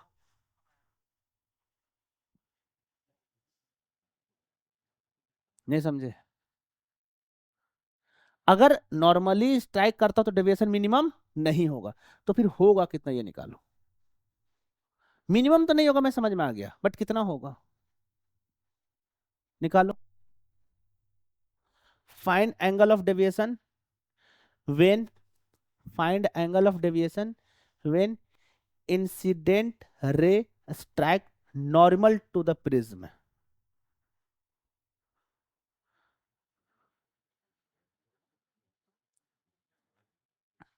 Find angle of deviation.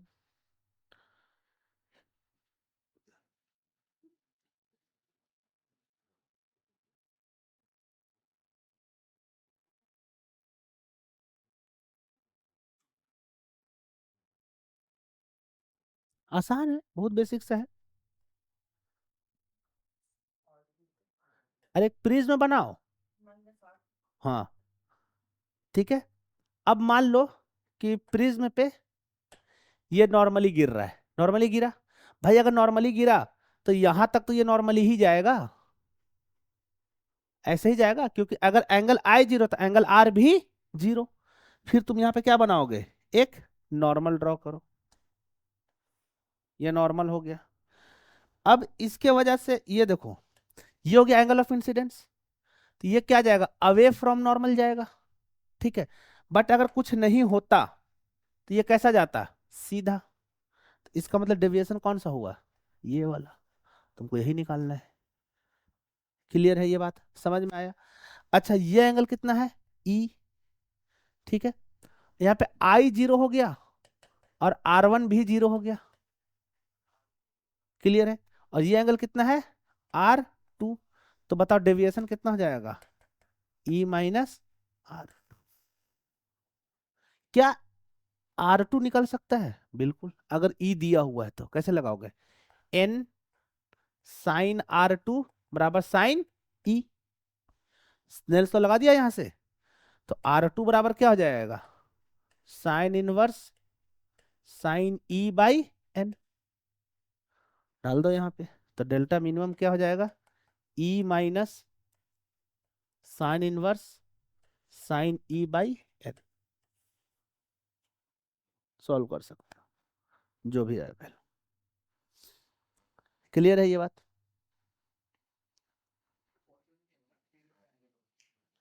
नहीं, मिनिमम डेविएशन पॉसिबल है, डेविएशन तो पॉसिबल ही है। मैं दो चीजें बात कर रहा हूँ एक साथ, डेविएशन और दूसरा है मिनिमम डेविएशन। मिनिमम नहीं होगा इसमें, डेविएशन का ही नहीं होगा भाई। रिफ्रैक्शन हो रहा है तो डेविएशन होगा ही होगा। हाँ, अगर सिर्फ एक सरफेस पे ही होता तो डेविएशन नहीं होता, क्योंकि जितना सा उतना निकल गया। बट दूसरा सरफेस पे तो नहीं मिल रहा है ना नॉर्मली, तो यहाँ पे तो डेविएशन होगा ही, तो इसकी वजह से कुछ ना कुछ तो बैंड होगा ही, तो कुछ ना कुछ डेविएशन आएगा ही। समझ में आ रहा है ये बात? कर लोगे ऐसा क्वेश्चन आएगा तो। अच्छा बता, और किन फैक्टर पे डिपेंड करेगा? मटेरियल पे, बिल्कुल। क्या था एंगल ऑफ डेविएशन का फॉर्मूला बताओ? नहीं, नॉर्मल फार्मूला बताओ। आई प्लस ई माइनस ए। तो अगर एंगल ऑफ प्रिज्म बढ़ाया तो डेविएशन कम, इस बात को भी लिखो कि deviation depend on angle of prism. किन किन फैक्टर पे डिपेंड किया? सबसे पहले एंगल ऑफ इंसिडेंस पे, दूसरा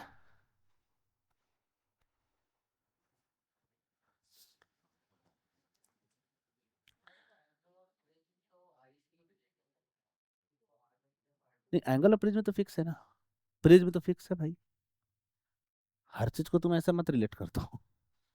क्लियर है? अच्छा, क्या वेवलेंथ पे भी डिपेंड करेगा?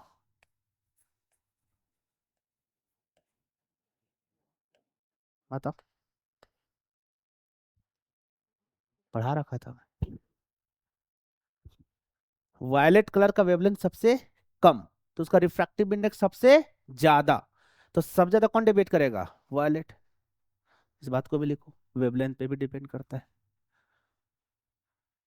Deviation is inversely proportional to wavelength, लिखो, deviation is inversely proportional to wavelength. हम पढ़ेंगे आज इसमें एक बहुत अच्छा सा,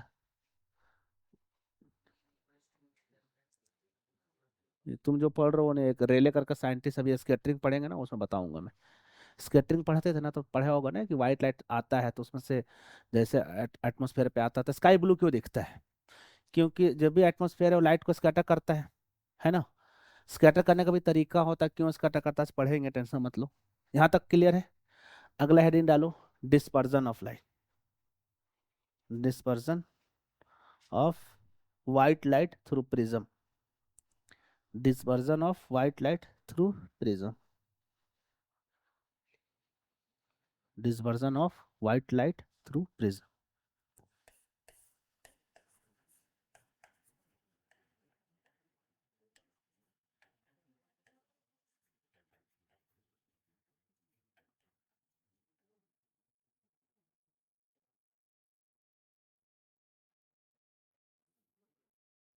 बस मैं रिकॉल कर रहा हूँ ये सब चीजें, ऑलरेडी तुम लोग पढ़ रखे हो।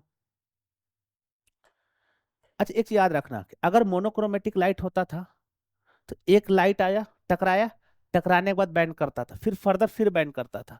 तो ये गलती ना कर दो, इसके लिए हमेशा याद रखना कि हर एक बार टकराने के बाद बेस की तरफ मुड़ेगा। किधर मुड़ेगा? बेस की तरफ। ये ऐसे क्या, टकराने के बाद किधर मुड़ा? बेस की ओर।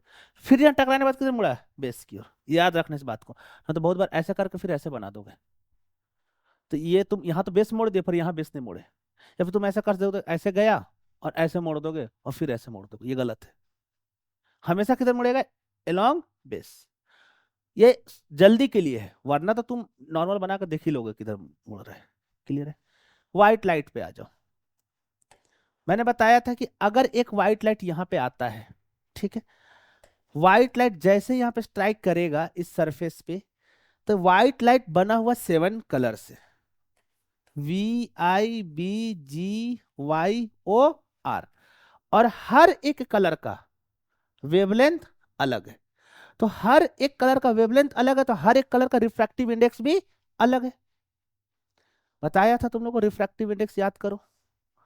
जो तुम्हारा रिफ्रैक्टिव इंडेक्स होता है वो इनवर्सली प्रोपोर्शनल किसके होता है? वेवलेंथ का। तो सबसे ज्यादा वेवलेंथ किसका? रेड का। तो सबसे कम रिफ्रैक्टिव इंडेक्स किसका? रेड का। अब आ जाओ स्नेल्स लॉ से, अगर यहां पे स्नेल्स लॉ लगाओगे, साइन आई बराबर n time of sine r, तो बताओ साइन आर बराबर क्या लिखूंगा? Sine i by n. तो जिसका रिफ्रैक्टिव इंडेक्स ज्यादा उसका आर कम, मतलब वो कम डेविएट करेगा। जिसका रिफ्रैक्टिव इंडेक्स कम उसका साइन आर ज्यादा, मतलब वो ज्यादा डेविएट करेगा। अब बताओ रिफ्रैक्टिव इंडेक्स किसका कम है? रेड का। रेड का वेवलेंथ क्या है? सबसे ज्यादा। तो रिफ्रैक्टिव इंडेक्स सबसे कम। अगर रिफ्रैक्टिव इंडेक्स कम तो डेविएशन सबसे उल्टा हो गया ये तो। बताओ, सोचो कहाँ गलती कर रहे हो। हम्म, बताओ।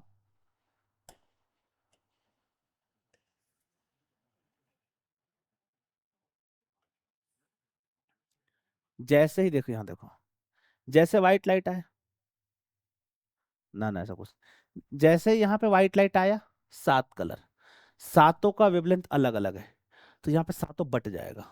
ठीक है, अब बात आता है कि कौन ज्यादा बटेगा। क्लियर है ये बात? अब एक बात बताओ, हमने बोला कि वायलेट का वेवलेंथ सबसे कम, ठीक है, तो इसका रिफ्रैक्टिव इंडेक्स सबसे ज्यादा। ठीक है, अब तुम ध्यान से देखो हो क्या रहा है। यहाँ पे तुमने डायग्राम नहीं बनाया ना, इसलिए तुमको दिक्कत हो रहा है। मैंने क्या बोला कि नॉर्मल के तरफ बेंड करेगा, किधर बेंड करेगा, नॉर्मल के तरफ। कहाँ पे अभी ये रेयर मीडियम में, अंदर कहाँ गया, डेंसर मीडियम में। जैसे डेंसर मीडियम में गया तो टुवर्ड नॉर्मल बेंड करेगा। अब बता इनमें से सबसे ज्यादा टुवर्ड नॉर्मल कौन बेंड करेगा?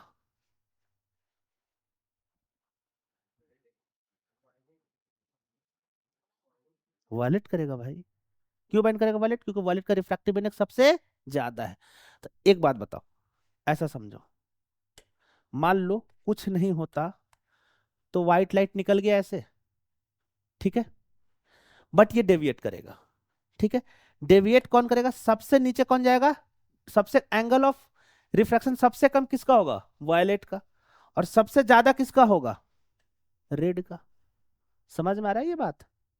क्यों ज्यादा हुआ भाई? कि वायलेट का वेवलेंथ क्या है, कम। अगर वेवलेंथ कम तो रिफ्रैक्टिव इंडेक्स ज्यादा। समझ में आ रहा है ये बात, रिफ्रैक्टिव इंडेक्स ज्यादा। अब यहां से देखो कि अगर रिफ्रैक्टिव इंडेक्स ज्यादा तो एंगल ऑफ रिफ्रैक्शन कम। तो बता किसका एंगल ऑफ रिफ्रैक्शन कम है, वायलेट का। फिर फर्दर यहां पर रिफ्रैक्शन होगा सातों कलर का, ये भी रिफ्रैक्ट करेगा, ये भी रिफ्रैक्ट करेगा, फर्दर ये और बैंड करेगा, फर्दर ये और बैंड करेगा, और रेड वाला भी और बैंड करेगा। समझ में इसी के बीच में सारा कलर होगा, हमने बस नीचे और ऊपर का दो कलर उठा लिया है। क्लियर है ये बात? तो सबसे नीचे कौन रहा, वायलेट, और सबसे ऊपर कौन रहा है, रेड। इसी में इंडिगो भी होगा, ब्लू भी होगा, ग्रीन भी होगा, येलो भी होगा, और ऑरेंज भी होगा। क्लियर है ये बात, दिखा? समझ में आ रहा है? इसी फेनोमेना को क्या बोलते हैं, डिस्पर्जन ऑफ लाइट। बहुत बार क्या करते हो तुम लोग को, यहां से तोड़ते हो, नहीं टूटेगा तो यहां से ही ना, क्योंकि पहला ही सरफेस पे रिफ्रैक्शन हो रहा है, तो रिफ्रैक्शन पे होते ही ये टूट जाएगा। अच्छा देखो, और डेविएट करेगा तो और फैल गया। देखो जब तुम लोग ग्लास स्लैब बनाते हो ना, याद करो, ग्लास स्लैब, ठीक है, तो ग्लास स्लैब में हम लोग व्हाइट लाइट लेते हैं ना, तो यहाँ पे व्हाइट लाइट आया, यहाँ पे भी टूटेगा, ऐसा नहीं कि नहीं टूटेगा, देखो ये ऐसे। हम्म तो इसमें भी सबसे कम एंगल किसका होगा, वायलेट का, और सबसे ज्यादा किसका होगा, रेड का। फर्दर तुम यहां पे बनाओगे तो फिर से ये टूटेगा, तो ये इधर जाता है और ये इधर जाता है, यही होता है ना। तो यहां पे भी होता है, यहां भी ब्रेक करेगा, जब भी रिफ्रैक्शन होगा व्हाइट लाइट को तो ब्रेक करेगा। बट तुमको यहां पे ये 7 कलर का बैंड दिखेगा नहीं, ठीक है, क्योंकि ये पैरेलल है, और जैसे तुम्हारे आंख पे जाएगा ना तो रेटिना पे जाकर कन्वर्स कर जाएगा वो, तो एक सेम व्हाइट कलर दिखेगा। बट यहाँ पे ये पैरेलल नहीं है, तो ये तो तुम्हारे रेटिना पे जाके बराबरली से वो कन्वर्ज नहीं करेगा, तो तुमको सातों अलग कलर दिखेगा। तो यहाँ पे भी हो रहा है बट दिखता नहीं है। क्लियर है ये बात? तो जहां भी रिफ्रैक्शन होगा वहां पे जो भी कलर है सब बटेगा, ठीक है। और इन सब को हम लोग क्या बोलते हैं, एक बैंड। क्या बोलते हैं इसको बताओ, कौन सा बैंड, शादी वाला? कौन सा बैंड होता है ये बताओ, विजुअल स्पेक्ट्रम। अरे भाई यही तो है विजुअल स्पेक्ट्रम। विजुअल का क्या मतलब होता है, जो तुमको दिखता है। स्पेक्ट्रम का क्या मतलब होता है, ये भी नहीं पता है? अरे कंटिन्यूअस, एक रेंज, कि भाई यहां से यहां तक रेंज को हम लोग एक स्पेक्ट्रम बोलते हैं।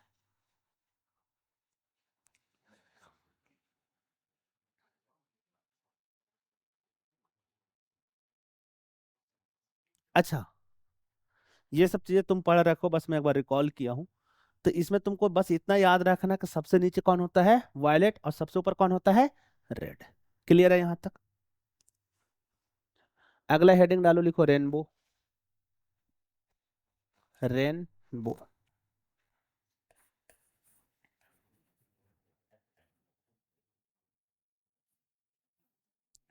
तुम जो रेनबो पढ़े हो ना 10th में, थोड़ा सा हट के यहाँ से बताऊंगा मैं, ठीक है। दो तरह का रे होता है, पढ़ा है, प्राइमरी और सेकेंडरी। उल्टा हो जाता है, पढ़ाए थे सर, या कहाँ से पढ़े हो, पढ़ाए थे ना? चलो बढ़िया फिर। एक होता है तुम्हारा प्राइमरी रेनबो और एक होता है सेकेंडरी रेनबो। सबसे पहला बात कि रेनबो होता क्या है। ठीक है, जब बारिश के टाइम में ऐसा होता है कि तुम्हारा जो वाटर ड्रॉपलेट है, मान लो ये वाटर ड्रॉपलेट है, ठीक है, इधर देख लो पहले। मान लो ये वाटर ड्रॉपलेट है, बहुत ही छोटा वाटर ड्रॉपलेट। मैं इतना बड़ा बना रहा हूं, बट इतना बड़ा है नहीं ये। ठीक है, यहां पे मान लो सन है,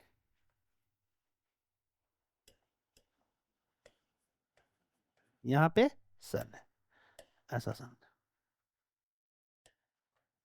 यहाँ पे सन है। ठीक है, और वाटर ड्रॉपलेट इतना छोटा है कि वो एयर में सस्पेंड हो गया, उसको ग्रेविटी बहुत ज्यादा इफेक्ट नहीं डाली, वो नीचे आया नहीं। होता क्या कि जैसे ही यहां से व्हाइट लाइट निकला, ठीक है, तो वाटर ड्रॉपलेट में क्या, अंदर में तो डेंसर मीडियम है, वाटर है, और बाहर में कैसा है, रेयर मीडियम। तो सबसे पहले यहाँ पे क्या होगा, व्हाइट लाइट टूटेगा अपने 7 कलर में। समझ में आया। तो हम 7 कलर ना देखा कि सिर्फ 2 कलर दिखा रहा हूँ।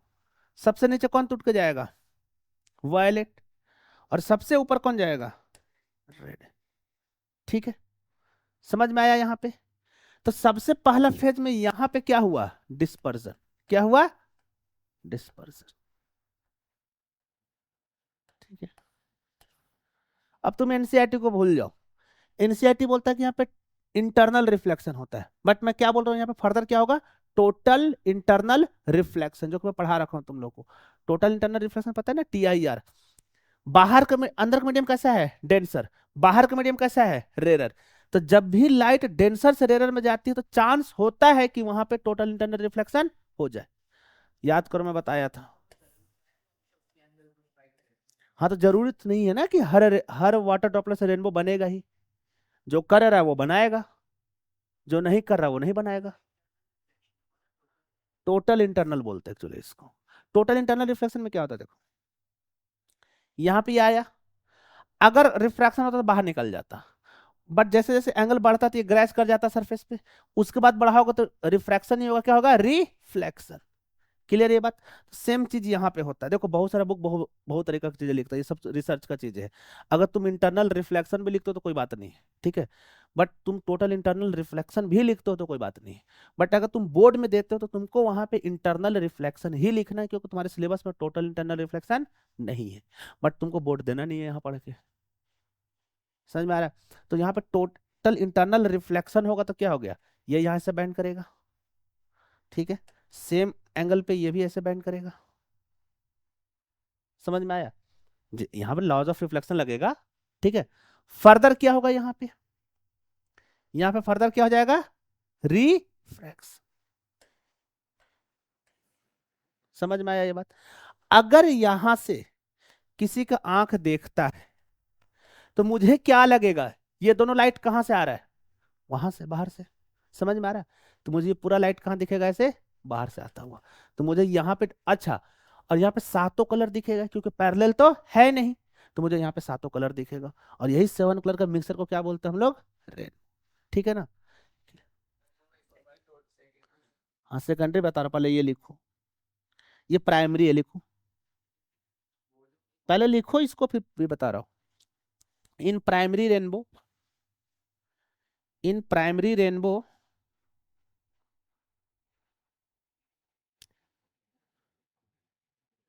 To refraction occurs.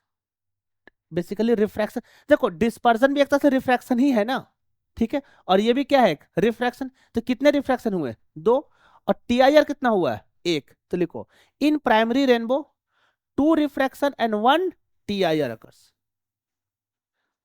in which in which innermost in which innermost arc in which innermost arc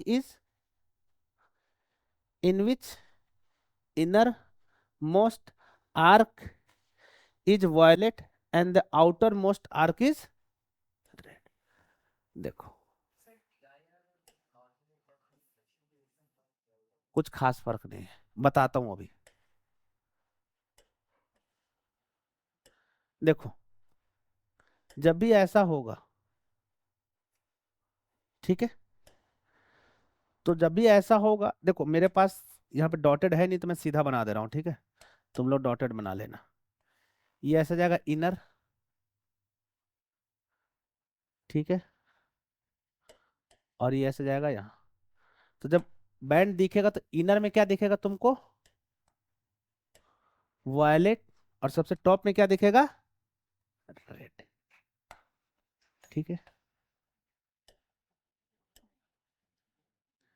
यहाँ दिखेगा वायलेट और ऊपर दिखेगा रेड, ठीक है, क्लियर। अच्छा देखो, तूने बोला टीआईआर का क्या मतलब, टोटल इंटरनल रिफ्लेक्शन, मतलब सारी लाइट इंटरनली रिफ्लेक्ट कर गई। और इंटरनल रिफ्लेक्शन का क्या मतलब हुआ कि कुछ रिफ्लेक्ट भी करेगी कुछ रिफ्रैक्ट भी करेगी। समझ में आ रहा है? मतलब यहाँ पर ऐसे किसी भी सरफेस पे अगर एक लाइट आता है तो वहां पर रिफ्लेक्शन भी होता है, रिफ्रैक्शन भी होता है और एब्जॉर्प्शन भी होता है, तीनों फेनोमेना होता है। सेम तरीके से यहाँ पे भी तीनों फेनोमेना होगा। समझ में आ रहा है ये बात? अब देखो, अगर मान लो कि तुम इंटरनल रिफ्लेक्शन माने, टोटल नहीं माने, क्या माने, इंटरनल रिफ्लेक्शन, तो कुछ रे ऑफ लाइट यहां से बाहर भी तो निकलेगा फिर, तो एक रेनबो इधर भी तो बनेगा। अगर किसी का यहाँ पे आकर तो इसको भी दिखेगा, यहाँ वाले को, बट ये दिखेगा नहीं। क्यों नहीं दिखेगा? उसके पीछे का रीजन, सन यहाँ है और इधर ही साइड में तुम्हारा रेनबो बन गया। किसका इंटेंसिटी ज्यादा होगा, रेनबो का या सन का? सन का भाई। तो कौन दिखेगा तुमको, रेनबो या सन? तो तुमको अगर रेनबो दिखना होगा तो हमेशा सन के दूसरे साइड दिखेगा, तो इसलिए ये वाला दिखेगा, ये वाला नहीं दिखेगा। अगर ये बन भी रहा है तो तुमको नहीं दिखेगा। समझ में आ रहा है ये बात? बट ये तुमको दिखेगा क्योंकि सन के दूसरे साइड में। क्लियर है? कैसे बन रहा है बताओ, कैसे बनेगा? तुम कॉमन सेंस लगाओ ना भाई, कि लाइट तो इधर से आ रही है ना सन से, तो तुम क्या चाहते हो कि यहां से घूम के फिर ऐसे रिफ्लेक्शन करेगा? ऐसे जाएगा? कॉमन सेंस बताओ। तो जब भी जाएगा तो सीधा ही जाएगा ना, यहां से सीधा गया तो सबसे पहले डिस्पर्सन हुआ, डिस्पर्सन होने के बाद यहाँ पे टीआईआर होगा। चलो इंटरनल रिफ्लेक्शन ही मान लो, अगर इंटरनल माने तो कुछ रिफ्लेक्ट करेगा और कुछ रिफ्रैक्ट करेगा। तो जिनका आंख यहाँ पे होगा उनको यहाँ भी रेनबो दिखना चाहिए, और जिनका आंख यहाँ होगा उनको यहाँ भी रेनबो दिखना चाहिए। हाँ, तो जो दिख नहीं रहा उसको क्या ही बात करना, रिसर्च की बेस से, ठीक है। तो देखो बहुत सारा बुक में कुछ कुछ लिखता है ना, तो मैं भी रिसर्च करने गया हूँ, मैं भी तुमको बुक से पढ़ के बता रहा हूँ, ठीक है। तो तुम एनसीईआरटी को फॉलो करते हो, स्टैंडर्ड बुक है तो वहाँ पे इंटरनल रिफ्लेक्शन ही लिखता है, तुम इंटरनल रिफ्लेक्शन फॉलो कर सकते हो। बाकी अदर बुक पढ़ोगे तो वहाँ पे टोटल इंटरनल रिफ्लेक्शन लिखता है, क्योंकि उनको ये दिख ही नहीं रहा है ना, तो उसको मानेंगे ही नहीं वो। क्लियर है? ये हो गया प्राइमरी, मिटा दो इसको। चलो आ जाओ सेकेंडरी रेनबो पे।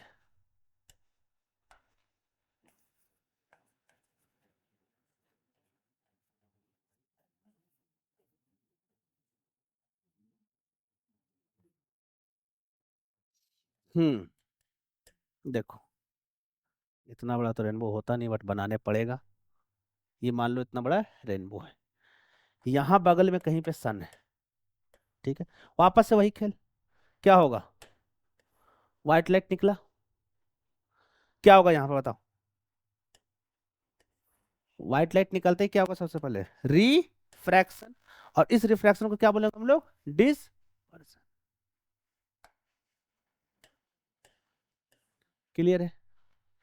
यहाँ पे क्या होगा, इंटरनल,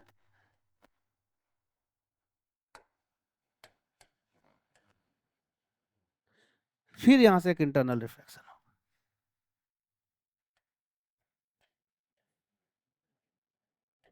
और फिर ये बाहर निकलेगा। यहां पे टोटल टीआईआर कितना हुआ, दो, प्राइमरी में कितना हो रहा था, एक, बस ये डिफरेंस और कुछ नहीं। तो टीआईआर लिखने से क्या हुआ कि उस केस में ऊपर क्या दिख रहा था, रेड, अब इस केस में ऊपर क्या दिखेगा, वायलेट। शिफ्ट कर दिया ना भाई तुमने उसको, ठीक है। तो जब यहां पे रेनबो बनेगा, यहां पे, तो सबसे ऊपर में क्या दिखेगा, वायलेट, और नीचे में क्या दिखेगा, रेड। इस बार विबग्योर ऐसे बनेगा रेनबो। तो रेनबो में ये बात बोलना कि हमेशा ऊपर में रेड दिखता है, ये जस्टिफाइड नहीं है। कभी रेड भी दिखेगा और कभी वायलेट भी दिखेगा। अगर तुमको टॉप में वायलेट दिख रहा है तो कैसा रेनबो बन रहा है, सेकेंडरी। मतलब उस वाटर ड्रॉपलेट में कितना टीआईआर हो रहा है, 2। अगर किसी रेनबो में तुमको टॉप में रेड दिख रहा है, इसका मतलब वो कौन सा रेनबो है, प्राइमरी। और उसमें कितने टीआईआर हो रहे हैं, 1। लिखो इसका definition.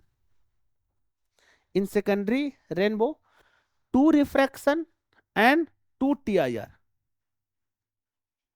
In secondary refraction, in secondary refraction, 2 TIR, 2 TIR and 2 refraction. Innermost arc is red and outermost arc is violet.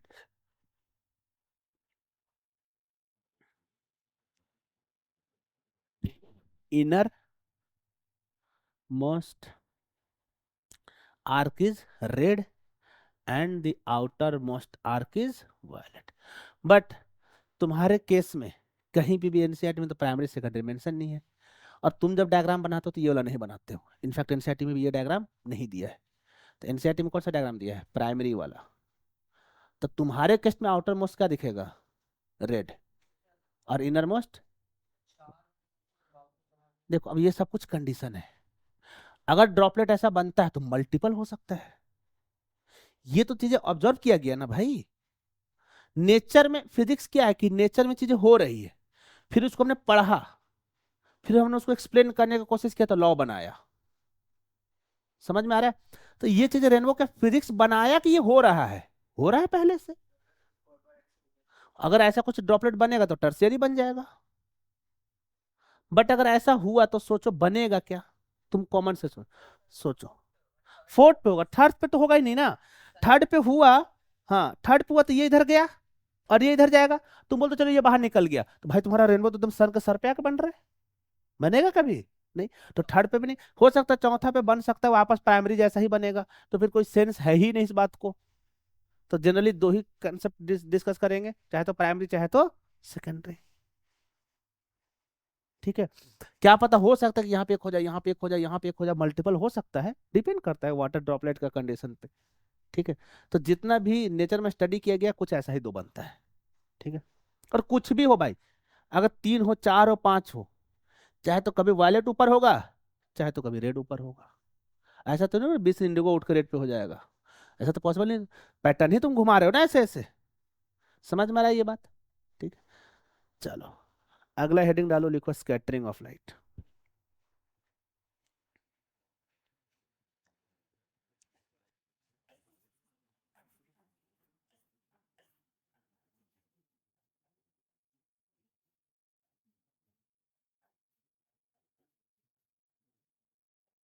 Scattering of, क्या होता है स्कैटरिंग ऑफ लाइट, राइट का फैल। देखो दो तरीके से चीजें बता रहा हूँ, इसको बहुत थोड़ा सा बेसिक है, तुम लोग बस यही पढ़ते हो, लाइट का फैलना ये वो। मान लो एक पार्टिकल है, ठीक है, और एक लाइट आया इसके ऊपर टकराया। अब तुम सबको पता है कि लाइट का वेवलेंथ होता है। लाइट का वेवलेंथ ही लाइट का साइज बताता है कि लाइट कितना बड़ा है कितना छोटा, क्या बताता है उसका वेवलेंथ। लाइट ऐसे चल रहा है, एक्चुअल में तो ऐसे ही चल रहा है ना। तो इसका ये जो डिस्टेंस है इसी को हम लोग क्या बोलते हैं, वेवलेंथ। तो यही बता रहा है कितना इसका साइज है। क्लियर है। और तुमको पता है कि जो विजिबल लाइट है उसका वेवलेंथ कितना से कितना होता है, 4000 एंगस्ट्रम से 7 8, जो भी लिखते हो कोई घबराना मत, मैं 7600 लिख देता हूँ, कभी 7000 लिख देता हूँ, रेंज में चलते हैं, ये होता है। अच्छा ये पार्टिकल है, ये क्या है तुम्हारा, पार्टिकल। ठीक है। पार्टिकल का भी कुछ साइज होगा। मान लो पार्टिकल का साइज को मैंने ए से डिनोट किया, मतलब पार्टिकल का ये डायमीटर रेडियस जो भी मान लो। क्लियर है। तो कभी केस में अगर मैं कंपेयर करता हूं कि मैं पार्टिकल हूं और लाइट आकर मुझ पे टकराया, ठीक है, ऐसा सोचो कि हर एक कुछ जरूरत के अकॉर्डिंग चीजें से रिएक्ट करती है। जैसे मतलब कैसे देखो बता रहा हूं, जैसे मान लो कि तुम किसी से, अच्छा तुमको कुश्ती कर रहे हो, तो अगर ऐसा समझो कि तुम दोनों को कुश्ती में उतार दिया मैं, तो तुम दोनों फाइट कर सकते हो, ठीक है। तो तुम जब वहां पर रिएक्ट करोगे तो अलग तरीके से रिएक्ट करोगे। बट मैं तुम्हारे सामने ग्रेट खली को उतार दिया, तो तुम वहां पे जो रिएक्ट करोगे अलग तरीके से रिएक्ट करोगे, है कि नहीं। वहां पे पार्टिकल का साइज, तुम लाइट समझो अपने आप को, ऐसा समझो कि वो लाइट है, तुम एक पार्टिकल हो, ग्रेट खली भी एक पार्टिकल है, ठीक है। तो एक बार तुम पार्टिकल हो, तो जो तुम्हारा साइज और जो लाइट है जो आ रहा है उसका साइज क्या है, बराबर। तो यहां पे जो रिएक्शन होगा, रिएक्शन ऐसा नहीं वो मिल रहा है आपस में, मतलब कि वो रिएक्ट जो करेगा इसके साथ वो अलग तरीके से करेगा।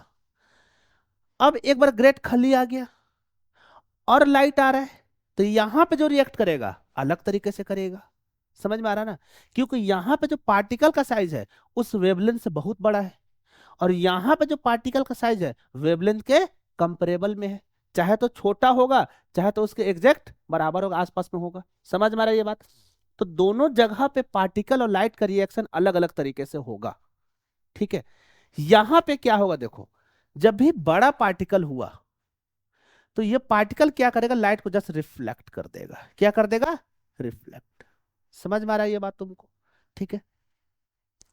तो नॉर्मल पार्टिकल में मान लेता हूं कि लाइट का वेवलेंथ लैम्डा है और पार्टिकल का साइज ए है, तो जब भी पार्टिकल का size is much much greater than what, wavelength, तो सिंपल लाइट और पार्टिकल के बीच में क्या होगा, रिफ्लेक्शन।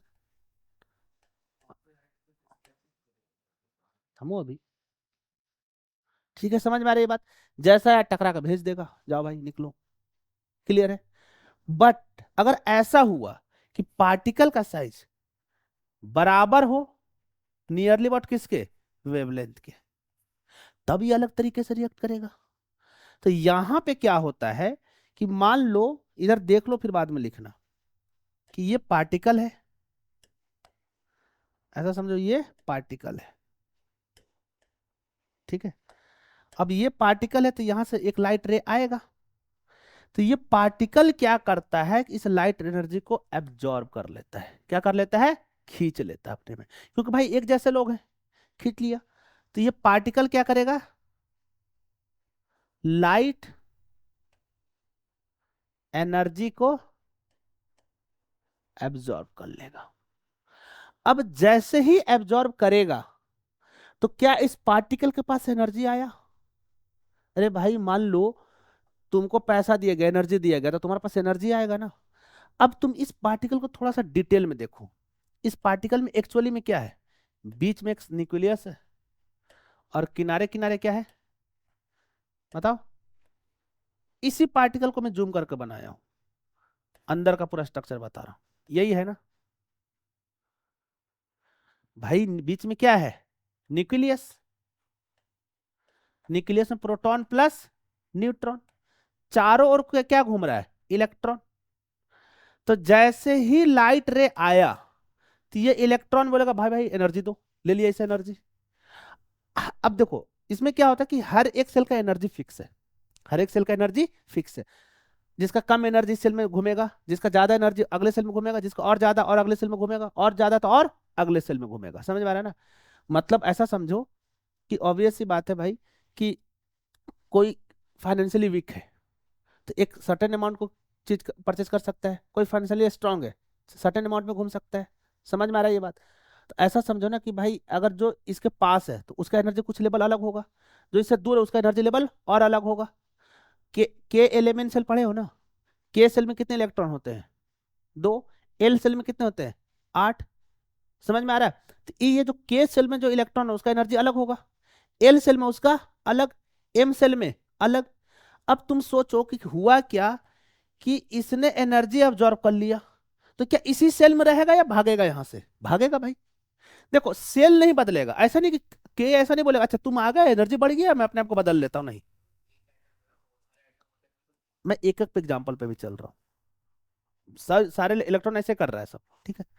ये एनर्जी लिया, एनर्जी लेके क्या बोलेगा भाई मेरे पास अभी मान लो कि इस वाले सेल में घूमने के लिए, इस वाले सेल में घूमने के लिए 10 जूल चाहिए, कितना चाहिए, 10 जूल। बट लाइट आया लेके 15 जूल, कितना आया, सॉरी 5 जूल। तो ये 5 जूल पार्टिकल एब्जॉर्ब किया, तो इसके पास एनर्जी कितना हो जाएगा, 15। बट क्या इस सेल का 15 जूल एनर्जी है? नहीं। तो ये दूसरे वाले सेल में जाएगा, किस में जाएगा? जिसका एनर्जी कितना है? 15 जूल। समझ में आ रहा है ये बात? अब ये चला गया 15 जूल में। बट हर एक चीज स्टेबल रहना चाहता है। और तुम स्टेबल तब ही रह सकते हो जब तुम्हें में एनर्जी कैसा हो? मिनिमम। एनर्जी कितना है? मिनिमम। तो ये वापस से क्या चाहेगा कि मेरे में एनर्जी कितना हो जाए? 10 जूल। भाई ये था कितने पे? 10 जूल पे। थोड़ी देर के लिए एक्साइट होकर किसमें चला गया? 15 पे। बट उसकी उतनी कैपेसिटी है ही नहीं। तो ये वापस से कितने पे आना चाहेगा? बताओ। 10 पे। तो जब ये 10 पे आएगा तो कुछ एनर्जी रिलीज करेगा। ठीक है, हाँ वो सेकेंडरी चीज है, कोई जरूरी नहीं है। ऐसा सोचो कि ये 5 जुलाई है ना, ये एक वाला हाँ ठीक, वो तो थोड़ा बहुत सेकेंडरी चीज है, लॉस को भूल जाओ। 1 जूल एनर्जी इसने ऑब्जर्व किया, बगल वाले ने 1 जूल ऑब्जर्व किया, उसके बगल वाले ने 1 जूल ऑब्जर्व किया, तो सारे ढेर सारा निकल रहा है ना एनर्जी। समझ में कोई जो नहीं कि पांचों यही ऑब्जर्व कर लेगा, बाकी ऐसे बैठे हुए हैं। सब ऑब्जर्व करेंगे। एल सेल वाला भी ऑब्जर्व करेगा, एम सेल वाला भी करेगा, सब अलग अलग करेगा। समझ में आ रहा है ना? तो सब भागेगा दूसरे सेल में, फिर सब वापस आएगा, तो फिर सब एनर्जी रिलीज करेगा। तो हुआ क्या सोचो? हाँ, ओवरऑल तो नहीं रिलीज करेगा, एनर्जी तो कंजर्व है ना, पर हुआ क्या रहा देखो, कि एक पार्टिकल है, यहां पे आया कितना लाइट? एक। ठीक है। बट ये पार्टिकल ने एब्जॉर्ब किया, और एब्जॉर्ब करने के बाद क्या कर रहा है? हर एक डायरेक्शन में इमिट कर रहा है। समझ में आ रहा है? अरे हर एक इलेक्ट्रॉन जंप कर रहा है ना, तो हर एक डायरेक्शन में अलग अलग एनर्जी रिलीज कर रहा है। ये कहलाता है स्कैटर। हाँ, मिरर में इसलिए क्या होता है? रिफ्लेक्शन। बट एटमॉस्फेयर में जो पार्टिकल का साइज है बहुत ही छोटा है, तो वहां पे क्या होता है? स्कैटरिंग। समझ में आ रहा है ये बात? और इस पूरे फेनोमेना को एक साइंटिस्ट ने एक्सप्लेन किया था, रेले। क्या पढ़ते हैं इसको? रेले। रेले स्कैटरिंग।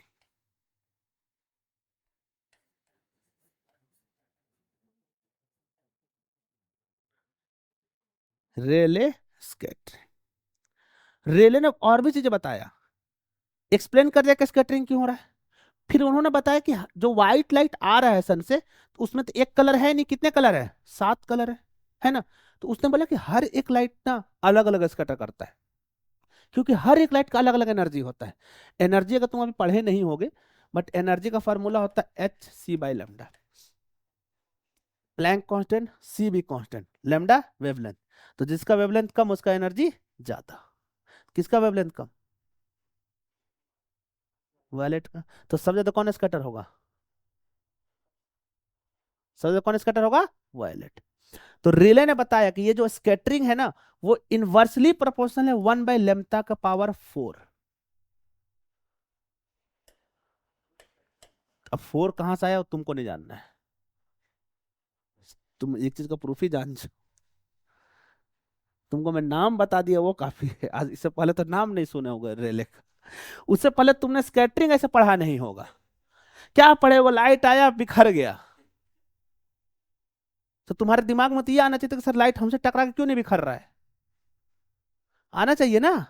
हम क्यों नहीं स्कैटर कर रहे हैं?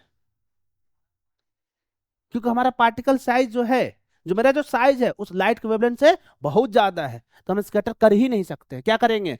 रिफ्लेक्शन। बहुत ज्यादा हुआ तो रिफ्रैक्शन कर लेंगे, हो सकता है कुछ अंदर लाइट चला जाए, बहुत ज्यादा हुआ तो, या तो कुछ लाइट को एब्जॉर्ब कर लेंगे, पता स्कैटरिंग नहीं दिखा सकते। समझ में आ रहा है? तो लाइट भी डिफरेंट पार्टिकल के साथ डिफरेंट तरीके से रिएक्ट करता है। ठीक है। तो छोटे पार्टिकल से अलग तरीके से रिएक्ट करता है, उसी को हम लोग क्या बोलते हैं? स्कैटरिंग। उसमें क्या होता है कि एक रे ऑफ लाइट आया, उसने उस एनर्जी को एब्जॉर्ब किया, वो एनर्जी एब्जॉर्ब करने के बाद इलेक्ट्रॉन हायर एनर्जी सेल में चला जाएगा, बट वहां पे स्टेबल नहीं रहेगा, तो वापस किस में आएगा? लोअर में। और जब वापस लोअर में आएगा तो वापस से एनर्जी रिलीज करेगा, और वही एनर्जी स्कैटर कर जाएगा direction. That is scattering of light.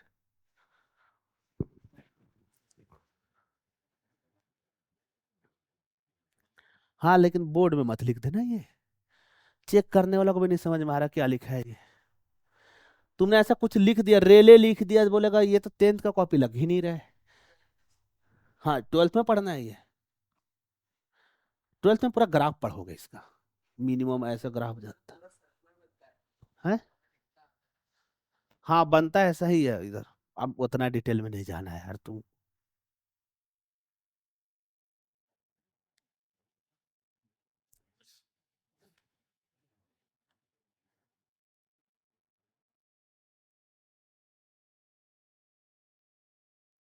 हो गया ये,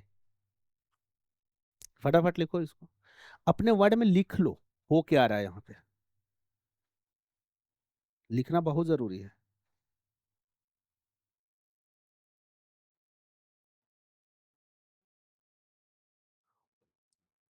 क्या लिखोगे स्कैटरिंग में, क्या हो रहा है? व्हेन लिखो, when size of particle is comparable of,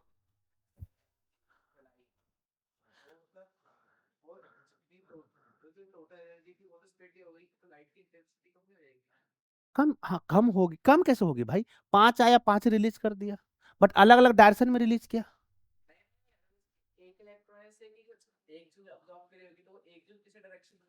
hmm, but वो इतना कंटिन्यूअस है कि पता ही नहीं चलेगा। तुमको क्या लग रहा है कि यहाँ पे इस पूरे एटम एक ही को पूरे पार्टिकल में एक ही एटम है? हाँ, उस एटम में एक ही इलेक्ट्रॉन है। तुमको भी मैं एक चीज बताओ, जो तुम प्रेशर पढ़ते हो, फोर्स अपॉन एरिया, सॉलिड के लिए डिफाइन ही नहीं होता है। लो, डाइजेस्ट कर पा रहे हैं? जो प्रेशर पढ़ते हो, फोर्स अपॉन एरिया, सॉलिड के लिए डिफाइन ही नहीं है, that is only define for gas या फिर लिक्विड।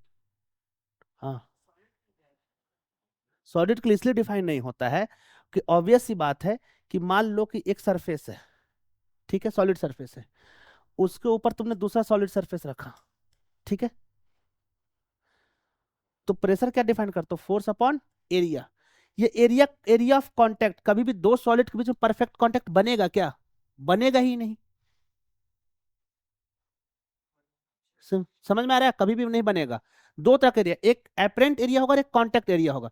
तुमको एपरेंट एरिया दिख रहा है कि पूरा एरिया, अच्छा तुमको ऐसा लग रहा है, सोचो कि ये सॉलिड है और ये एक सॉलिड है, कभी भी 100% एकदम परफेक्ट कांटेक्ट बनेगा?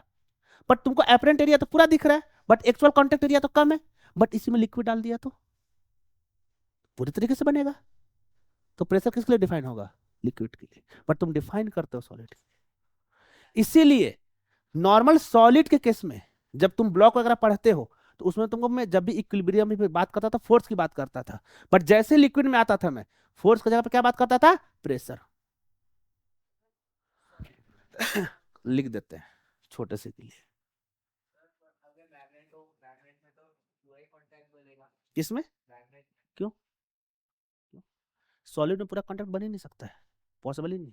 माइक्रोस्कोपिक लेवल पे देखो, दो सॉलिड कभी भी एक दूसरे का कांटेक्ट भी नहीं आएगा प्रॉपर तरीके से, कहीं ना कहीं दो एटम के बीच में गैप बन ही जाएगा, प्रॉपर बनेगा ही नहीं।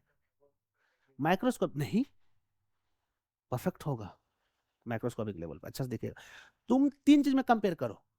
बात देखो, तुम कंपेयर ऐसे मत करो ना कि तुम एक पहलवान को एकदम ऐसे एकदम पतले दुबले आदमी से कंपेयर करो, नहीं।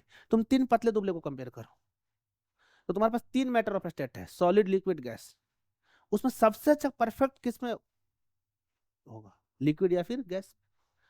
तो ज्यादातर लिक्विड में, गैसेस का पार्टिकल तो रैंडम होती जाता है, ठीक है, पर बात करते हैं उसमें प्रेशर, ठीक है, तो लिक्विड में ज्यादा सही से कंपैक्ट बनेगा, तो वहां पे प्रेशर ज्यादा होगा।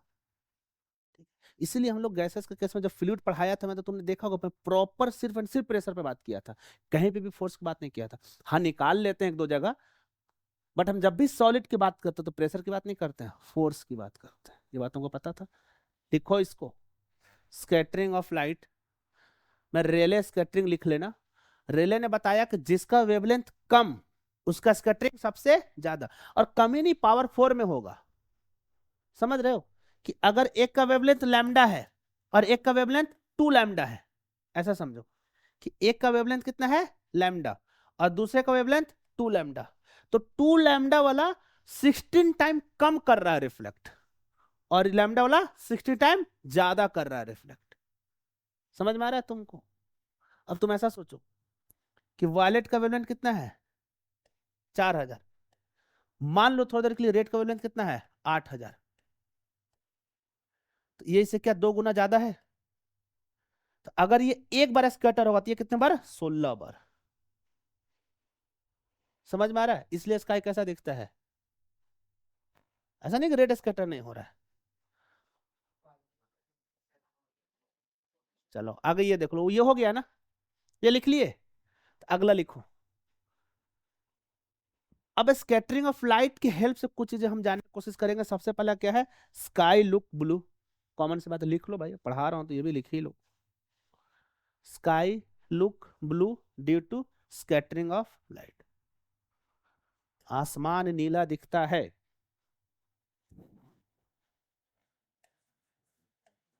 स्काई लुक्स ब्लू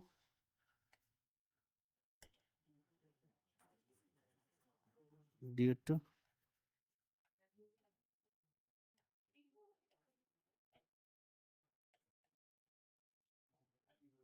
हाँ इधर देखो हो गया, बाद में तुम लोग डिस्कस कर लेना अपना। ये मान लो अर्थ है, ठीक है। अर्थ के चारों ओर यहाँ पर एटमॉस्फेयर है, ये है ना। अच्छा एक चीज याद याद रखना कि एटमॉस्फेयर का जो लेयर है यूनिफॉर्म नहीं है हर जगह। चलो मैं बना देता हूँ, थोड़ा सा ऐसा समझो। देखो सबसे पास का लेयर ये वाला, फिर उसके बाद का लेयर,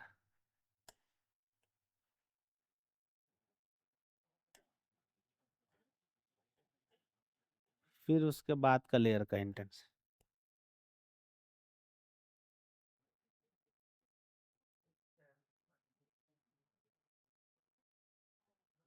हम समझाओ, समझ में आ जाएगा ऐसा ये एटमॉस्फेयर अपना क्या है, एटमॉस्फेयर, और ये अर्थ, ठीक है। और ये हमारा रहा सन, कहीं यहाँ। क्लियर है? सन से कैसा लाइट आएगा, वाइट। बट जैसे ही ये हमारा एटमॉस्फेयर में घुसा, तो एटमॉस्फेयर में हर जगह पे डेंसिटी सेम नहीं है। नीचे में डेंसिटी क्या है, ज्यादा। जो डेंसर पार्टिकल वो नीचे में है, ठीक है। और लाइटर पार्टिकल ऊपर में है। क्यों, ड्यू टू ग्रेविटी, कॉमन सी बात, इसलिए यहाँ पे मैंने डेंसिटी ज्यादा दिखाया और यहाँ पे कम दिखाया। अब एक बात बताओ, छोटा पार्टिकल लाइट के वेवलेंथ के आसपास का होगा, तो स्कैटरिंग यहाँ पे बहुत ज्यादा होगा। जैसे ये व्हाइट लाइट आया यहाँ पे, इसको मिला स्कैटरिंग, बोलेगा भैया स्कैटर हो जाओ, ये स्कैटर होना शुरू करेगा। इसमें सातों कलर VIBGYOR। यहां पे अगर रेड एक बार स्कैटर हुआ तो वायलेट 16 बार, इंडिगो उससे थोड़ा सा कम, 6 बार मान लो, 4 बार मान लो, 2 बार, एक बार ऐसे स्कैटर हो रहा है। क्लियर है? तो यहाँ पे स्कैटरिंग हो रहा है डिफरेंट डिफरेंट कलर का। सबसे ज्यादा कौन स्कैटर हो रहा है, ब्लू, फिर इंडिगो, फिर सबसे कम स्कैटर कौन हुआ, रेड। तो जो सबसे कम स्कैटर वो कहां तक पहुंचेगा, अर्थ तक। समझ में आ रहा है ये बात? तो इस स्काई में सबसे ज्यादा किसका इंटेंसिटी है, अरे इस एटमॉस्फेयर में सबसे ज्यादा किसका इंटेंसिटी है, ब्लू का। इसलिए तुमको ये स्काई कैसा दिखेगा, ब्लू। बट सोचो कि तुम इस अर्थ एटमॉस्फेयर से पार कर गए, तुम यहां पे आ गए उड़कर, तो यहां पे कोई एटमॉस्फेयर है, तो यहां से लाइट आया भी, दिन में भी आया तो मान लो, क्या यहां पे कुछ स्कैटर हो रहा है, नहीं, तो तुमको स्काई कैसा दिखेगा, बोले। हम स्काई के देखने की बात कर रहे हैं, सन का नहीं। सन तो व्हाइट ही दिखेगा, क्योंकि सन से सारा कलर आ रहा है मेरे पास। बट स्काई कैसा दिखेगा, ब्लैक, क्योंकि कोई भी स्कैटर हो ही नहीं रहा, कुछ है ही नहीं।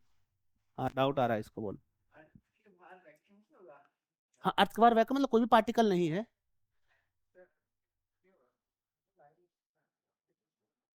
अरे भैया ऐसा समझो, ये अर्थ है हमारा, ठीक है, और ये एटमॉस्फेयर है। एटमॉस्फेयर में तो पार्टिकल है, और यहाँ पे कहीं सन है, तो यहां तक तो कोई स्कैटरिंग हो ही नहीं रहा है, क्योंकि कुछ है ही नहीं बाहर में, वैक्यूम है। बट जैसे ही ये अंदर आया, यहाँ पर स्कैटरिंग शुरू, और सब ज्यादा स्कैटर होकर क्या बन गया यहाँ पे, ब्लू। तो हम जब देखेंगे तो मुझको ये आसमान कैसा दिखेगा, ब्लू। बट हमारे तक पहुंच क्या रहा है, रेड सबसे ज्यादा। तो सन कैसा दिखेगा मुझे ज्यादातर केस में, रेड। ज्यादातर केस में सन दिखता कैसा है, रेड। अब रेड ही नहीं दिखेगा, एक्चुअली होगा क्या, कि सिर्फ रेड ही तो नहीं पहुंच रहा है ना, VIBGYOR, ये तीनों ज्यादा स्कैटर होता है, ठीक है। अच्छा एक बात बताओ, तुमने ये नहीं सोचा कि वायलेट तो सबसे ज्यादा ये होगा, तो फिर ब्लू काहे दिख रहा है? नहीं, हमारा आंख जो है ना, हाँ बताओ क्या बता रहा था? हाँ, वायलेट सेंसिटिव कम है। सबसे ज्यादा आंख कौन सा प्लेजेंट कलर होता है? ग्रीन। इसलिए पर्दे में ग्रीन यूज करते हैं हम लोग, सिनेमाटोग्राफी या मूवी वगैरह तुम देखोगे ना, ग्रीन पर्दा यूज किया जाता है। अब हमारे आंख का भी प्रॉब्लम है, हमारे आंख भी है ना, सारे कलर के लिए सेम सेंसिटिव नहीं है, हर एक कलर के लिए बायसनेस है इसमें। इसको सबसे ज्यादा ग्रीन पसंद है। समझ में आ रहा है ये बात? अब ये तो मैन्युफैक्चर्ड है। क्लियर है यहाँ तक? चलो, हमारे अर्थ सरफेस तक जनरली ये पहुंचता है YGOR, तो इसका मिक्सर दिखेगा तो प्योर रेड भी नहीं दिखेगा, कुछ मिक्स। तुमको सन का भी प्योर रेड दिखता है? दिखता है, सनसेट सनराइज वो अलग बात है, बट ज्यादातर किस्म कैसा दिखता है? येलोविश, येलोविश ऑरेंज जो भी तुम बोलो वैसा कुछ दिखता है। तो मिक्सर ये दिखता है। क्लियर है? तो स्काई ब्लू हो गया, जैसे अर्थ एटमोस्फेयर में जाकर स्काई को देखोगे तो कैसा दिखेगा? ब्लैक। अच्छा, बादल ब्लू क्यों, व्हाइट क्यों दिखता है?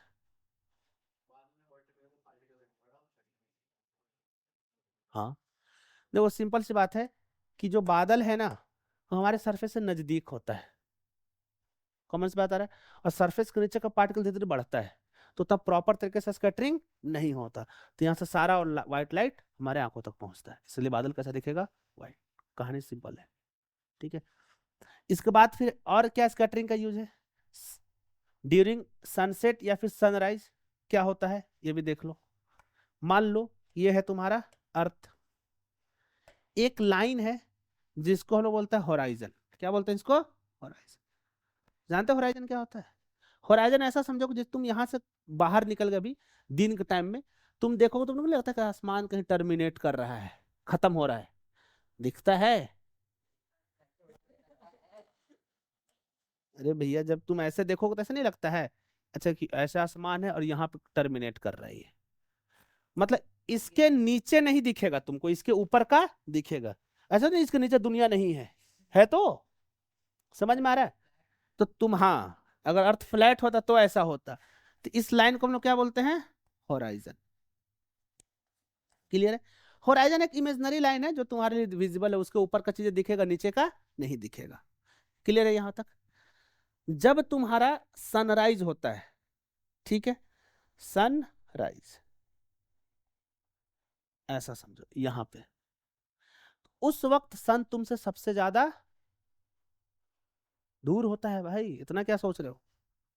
तुम आगे चलकर पढ़ोगे, सन बेसिकली इलिप्टिकल पाथ में घूमता है चारों ओर। अभी तुम इलिप्स नहीं पढ़े हो, एक्चुअल में देखो कुछ ऐसा होता है, थोड़ा सा हिंट दे देता हूँ। ये होता है, देखो, हाँ, ये हो गया यहाँ पे सन, और इस रास्ते पे पूरा अर्थ घूम रहा है। ठीक है, हम फिलहाल अर्थ वो सन की बात कर रहे हैं। ठीक है, तो तुम घूम रहे हो, तो एक टाइम पे तुम सबसे दूर हो और एक टाइम पे सबसे नजदीक हो। समझ में आ रहा है? एक जो प्योर सर्कुलर में है नहीं। चलो सन यहाँ पे आ जाओ, दूर है। तब जैसे हुआ क्या कि यहाँ से जैसे रे ऑफ लाइट आया, एटमोस्फेयर में घुसा, तो यहाँ पे स्कैटरिंग होगा। ठीक है, तो दूर होने की वजह से सबसे ज्यादा स्कैटरिंग हो रहा है, तो स्काई तो ब्लू रहेगा ही, नो डाउट, बट तुम्हारे आंख तक सबसे ज्यादा क्या पहुंचेगा इस बार? रेड। जब मान लो कि सर के ऊपर है और यहाँ पे, तो यहाँ पे नजदीक डिस्टेंस कम है और यहाँ पे डिस्टेंस ज्यादा है, दोनों केस में स्कैटरिंग हो रहा है।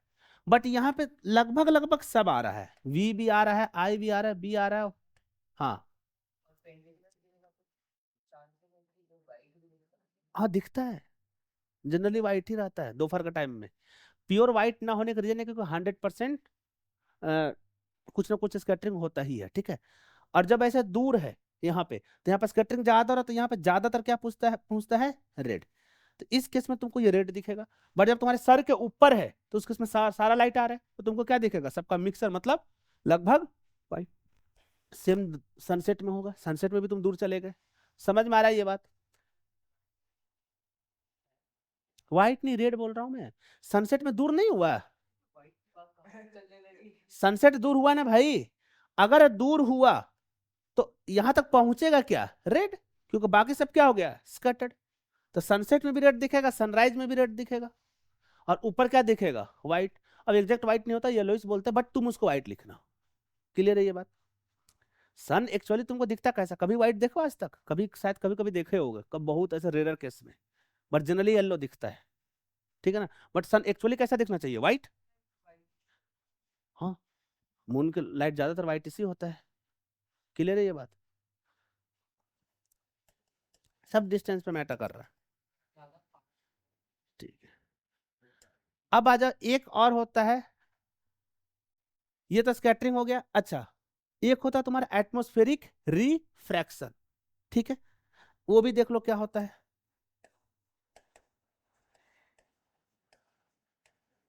एटमॉस्फेरिक रिफ्रैक्शन सिंपली रिफ्रैक्शन ही है, बट उसमें रिफ्रैक्शन होने का वजह कौन बन रहा है? एटमॉस्फेयर। सिंपल सी बात है। होता क्या है देखो, मैं बहुत रफ सा एक्सप्लेन कर दे रहा हूँ, बहुत डिटेल में नहीं जाना ये सब। ये अर्थ है, ये हमारा एटमॉस्फेयर है, ठीक है। अब तुमको ये बात पता है कि हर जगह एटमॉस्फेरिक लेयर सेम नहीं है, यहाँ पे पार्टिकल ज्यादा डेंस है और यहाँ पे पार्टिकल कम डेंस है, यही हो रहा है ना। अब मान लो कि यहाँ पे कोई स्टार है, कोई भी स्टार है, ठीक है, तो यहां से रे ऑफ लाइट आया, इंटर किया, जैसे इंटर करेगा तो यहाँ पे क्या सफर करेगा? ये रिफ्रैक्शन, क्योंकि बाहर में क्या है? वैक्यूम, अंदर में क्या मिल गया? मीडियम, तो ये कुछ ना कुछ लाइट बैंड करेगा, बट जैसे जैसे आएगा और ज्यादा बैंड करेगा, ऐसा समझो। यहां से ऐसे आया, ठीक है, बट जैसे जैसे अंदर जाएगा और बैंड करेगा। क्यों और बैंड करेगा? क्योंकि हर जगह पे रिफ्रैक्टिव इंडेक्स अलग है, हर एक जगह पे। अगर यूनिफॉर्म रहता तो एक ही बार बैंड करके यहां आ जाता, बट यहाँ पे रिफ्रैक्टिव इंडेक्स ज्यादा, जैसे जैसे पास आएगा वैसे वैसे और बेंडिंग सफर करेगा ये। तो अगर यहाँ पे कोई इंसान खड़ा है तो उसको तो ये वाला लाइट आते हुए दिखेगा, और वो कहां से आता हुआ दिखेगा? कहीं यहां से, ठीक है। तो ये मान लो स्टार था, ये स्टार का क्या बनेगा? इमेज। हाँ बोलो। वो सेकेंडरी चीज है, निकालना को बाद में देखा जाएगा, पहले ये देखो। तुम पढ़ रहे हो एटमॉस्फेरिक रिफ्लेक्शन और डिस्टेंस निकालने, चले इधर देखो। तो एक्चुअल में स्टार कहाँ था? यहाँ पे, but due to atmosphere refraction हुआ और उसका पोजीशन शिफ्ट कर गया यहाँ पे। तो तुम किसी भी स्टार को देखते हो तो वो उसका एक्चुअल पोजीशन नहीं होता है, वो बेसिकली उसका शिफ्टेड पोजीशन होता है। समझ में आ रहा है ये बात? तो तुम रात को देखते हो कि भाई वो स्टार है, वो एक्चुअली वहां पे नहीं है। समझ में आ रहा है ये बात? उसी केस में क्या होता है कि जो स्टार बहुत दूर होता है, ठीक है, बहुत दूर, और अर्थ तो कंटिन्यूअसली रोटेट कर रहा है या रुका हुआ है? रोटेट कर रहा है। तो रोटेट कर रहा तो होता क्या है, ऐसा समझो कि ये हमारा हो गया अर्थ, और अर्थ जो है भाई कंटिन्यूअसली तुमको पता है कि रोटेट कर रहा है, ठीक है। और यहाँ पे एटमॉस्फेयर है, मान लो अभी ठंडा का टाइम है, तो यहाँ का एटमॉस्फेयर का कुछ डेंसिटी होगा, और स्टार यहाँ पे था तो वो रिफ्रैक्ट करके यहाँ पे इसका इमेज बनाया, बट ये घूम गया। हम घूम रहे तो साथ में हमारा एटमॉस्फेयर भी घूम रहा है, ये बात पता है ना तुम लोग को? अगर नहीं पता तो एक बहुत अच्छा सा भी एग्जाम्पल दूंगा, मैं शायद दिया भी होगा कभी, पर चलो मैं बताता हूँ कैसे होता है वो। घूमा तो बाद में फिर यहाँ पे क्लाइमेट बदल गया, तो यहाँ पे फिर अलग तरीके से रिफ्लेक्शन होगा, फिर एक बार यहाँ पे आएगा, इस बार हो सकता है थोड़ा सा टिल्ट करके यहाँ पे दिखे पोजीशन, फिर घुमा तो फिर पोजीशन बदला, फिर यहाँ पे दिखेगा। तो क्या फिक्स पोजीशन बदलेगा कि थोड़ा बहुत हल्का फुल्का इधर होता रहेगा, हल्का फुल्का? इसी को क्या बोलते हैं? Twinkling of star. बट यही मान लो कि बहुत नजदीक हो तो होगा ऐसा? नहीं। तो जनरली तुम्हारे जैसे मून है, मून भी एक, मून ट्विंकल करेगा नहीं? क्यों नहीं करेगा? क्योंकि बहुत ही नजदीक है। बट जो स्टार है वो ट्विंकल करेगा क्योंकि वो बहुत दूर है। उसके पीछे का रीजन भी क्या होता है? जो मून है ना, तो पास होने की वजह से बड़ा दिखेगा। भाई जो तुमको रात को स्टार दिखता है ना, ऐसा पॉइंट दिखता है, वो मून से ना करोड़ों गुना बड़ा है, बट तुमको दिखता कैसा? एक पॉइंट की तरह, ठीक है।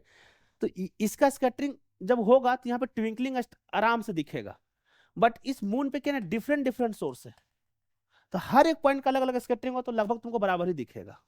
समझ में आ रहा है? तो ओवरऑल तुम ये समझ सकते हो इसका साइज बड़ा है। बड़ा क्यों है? क्योंकि ये अर्थ से नजदीक है, वरना रिलेटिवली सबसे बड़ा कौन है? स्टार। बट तुमको दिख कैसा रहा है? पॉइंट, क्योंकि उसका लोकेशन बहुत दूर है। क्लियर है इस बात को? समझ में आया? ये हो गया ट्विंकलिंग ऑफ स्टार। तो ये भी किसकी वजह से होता है? अच्छा, एक हमको और पढ़ना है, टिंडल इफेक्ट, ठीक है, पढ़ा होगा ना? पढ़े हो टिंडल इफेक्ट? ये मत बोलो को नहीं पढ़ा होगा। टिंडल इफेक्ट, हाँ, टिंडल इफेक्ट भी स्कैटरिंग ऑफ लाइट ही है। जनरली जो रिले ने बताया वो स्कैटरिंग किसके वजह से था, अर्थ एटमॉस्फेयर में जो पार्टिकल है उसके वजह से। टिंडल भाई साहब एक साइंटिस्ट आए, बोले कि एक और चीज तुमको दिखाता हूं, उन्होंने ले लिया कोलॉइड्स। ठीक है, तो कोलॉइड्स का पार्टिकल छोटा होता है और उसका भी पार्टिकल होता है जो लाइट के वेवलेंथ के आसपास होता है। तो भाई जब वहां से लाइट जाएगा तो स्कैटर नहीं करेगा, करेगा, तो फिर वो भी क्या दिखाएगा, स्कैटरिंग ऑफ लाइट। उसी को उन्होंने बोल दिया टिंडल इफेक्ट। ठीक है, तो एक्चुअल में तो रिले ने बताया ना वही स्कैटरिंग होता है। उन्होंने बोला अच्छा एक स्पेशल केस बताता हुआ, एटमॉस्फेयर की जरूरत नहीं है, मैं एक सॉल्यूशन ऐसा, अच्छा सॉल्यूशन में पार्टिकल साइज बहुत छोटा होता है तो वो नहीं दिखेगा। मिक्सर में पार्टिकल साइज बहुत बड़ा होता है, उसमें भी नहीं दिखेगा, उसमें रिफ्लेक्शन हो जाएगा सिंपली। बट कोलॉइड्स में क्या होता है, पार्टिकल का जो साइज है, सॉल्यूशन कोलॉइड से पढ़े होगा ना, उसमें मिक्सर जो होता है, हाँ ठीक है, तो इसमें जो साइज जो होता है वो नियरली अबाउट वेवलेंथ के आसपास का ही होता है, इसलिए प्रॉपर तरीके से इसमें स्कैटरिंग दिखता है, और इसी को हमने बोल दिया टिंडल इफेक्ट। हम्म, कुछ क्या है, कुछ होगा ही नहीं, बाहर निकल जाएगा। जैसे सॉल्यूशन, ट्रू सॉल्यूशन में ले लो, सिंपली निकल जाएगा, कुछ रिएक्ट ही नहीं करेगा। तुम बताओ, तुम 1 साल के बच्चे से लड़ाई कर सकते हो? नहीं, तुम्हारे कंपेरेबल में है, तुम लाइट थे, ठीक है, 1 साल का बच्चा, उससे क्या ही झगड़ोगे, तुम आराम से निकल जाओगे उसको कुचल कर। बट अगर तुम्हारे साइज का कोई हुआ तो इंटरेक्शन होगा, और तुमसे बहुत बड़ा साइज का हुआ तो रिफ्लेक्ट कर जाओगे। कंसेप्ट है यहाँ पे भी, लाइट भी वैसा ही कर रहा है। ठीक है, तो ये लास्ट था, कल पढ़ेंगे हम लोग। कल का लेक्चर देखना इंपॉर्टेंट होगा, वेव, जो कि अभी तक तुम लोग भी नहीं पढ़े हो, ये सब चीजें तो तुम लोग आइडिया लिए हो। जैसे हम लोग पढ़ेंगे उसमें Doppler effect, spring block system, pendulum, mostly शायद हो सकता है कि लास्ट लेक्चर भी हो। नहीं नहीं, पूरे एनएस जैसे का, अगर एक में हो गया तो, वरना एक और कंप्लीट कर देंगे हम। केमिस्ट्री में कितना सिलेबस पहुंचा अभी तक?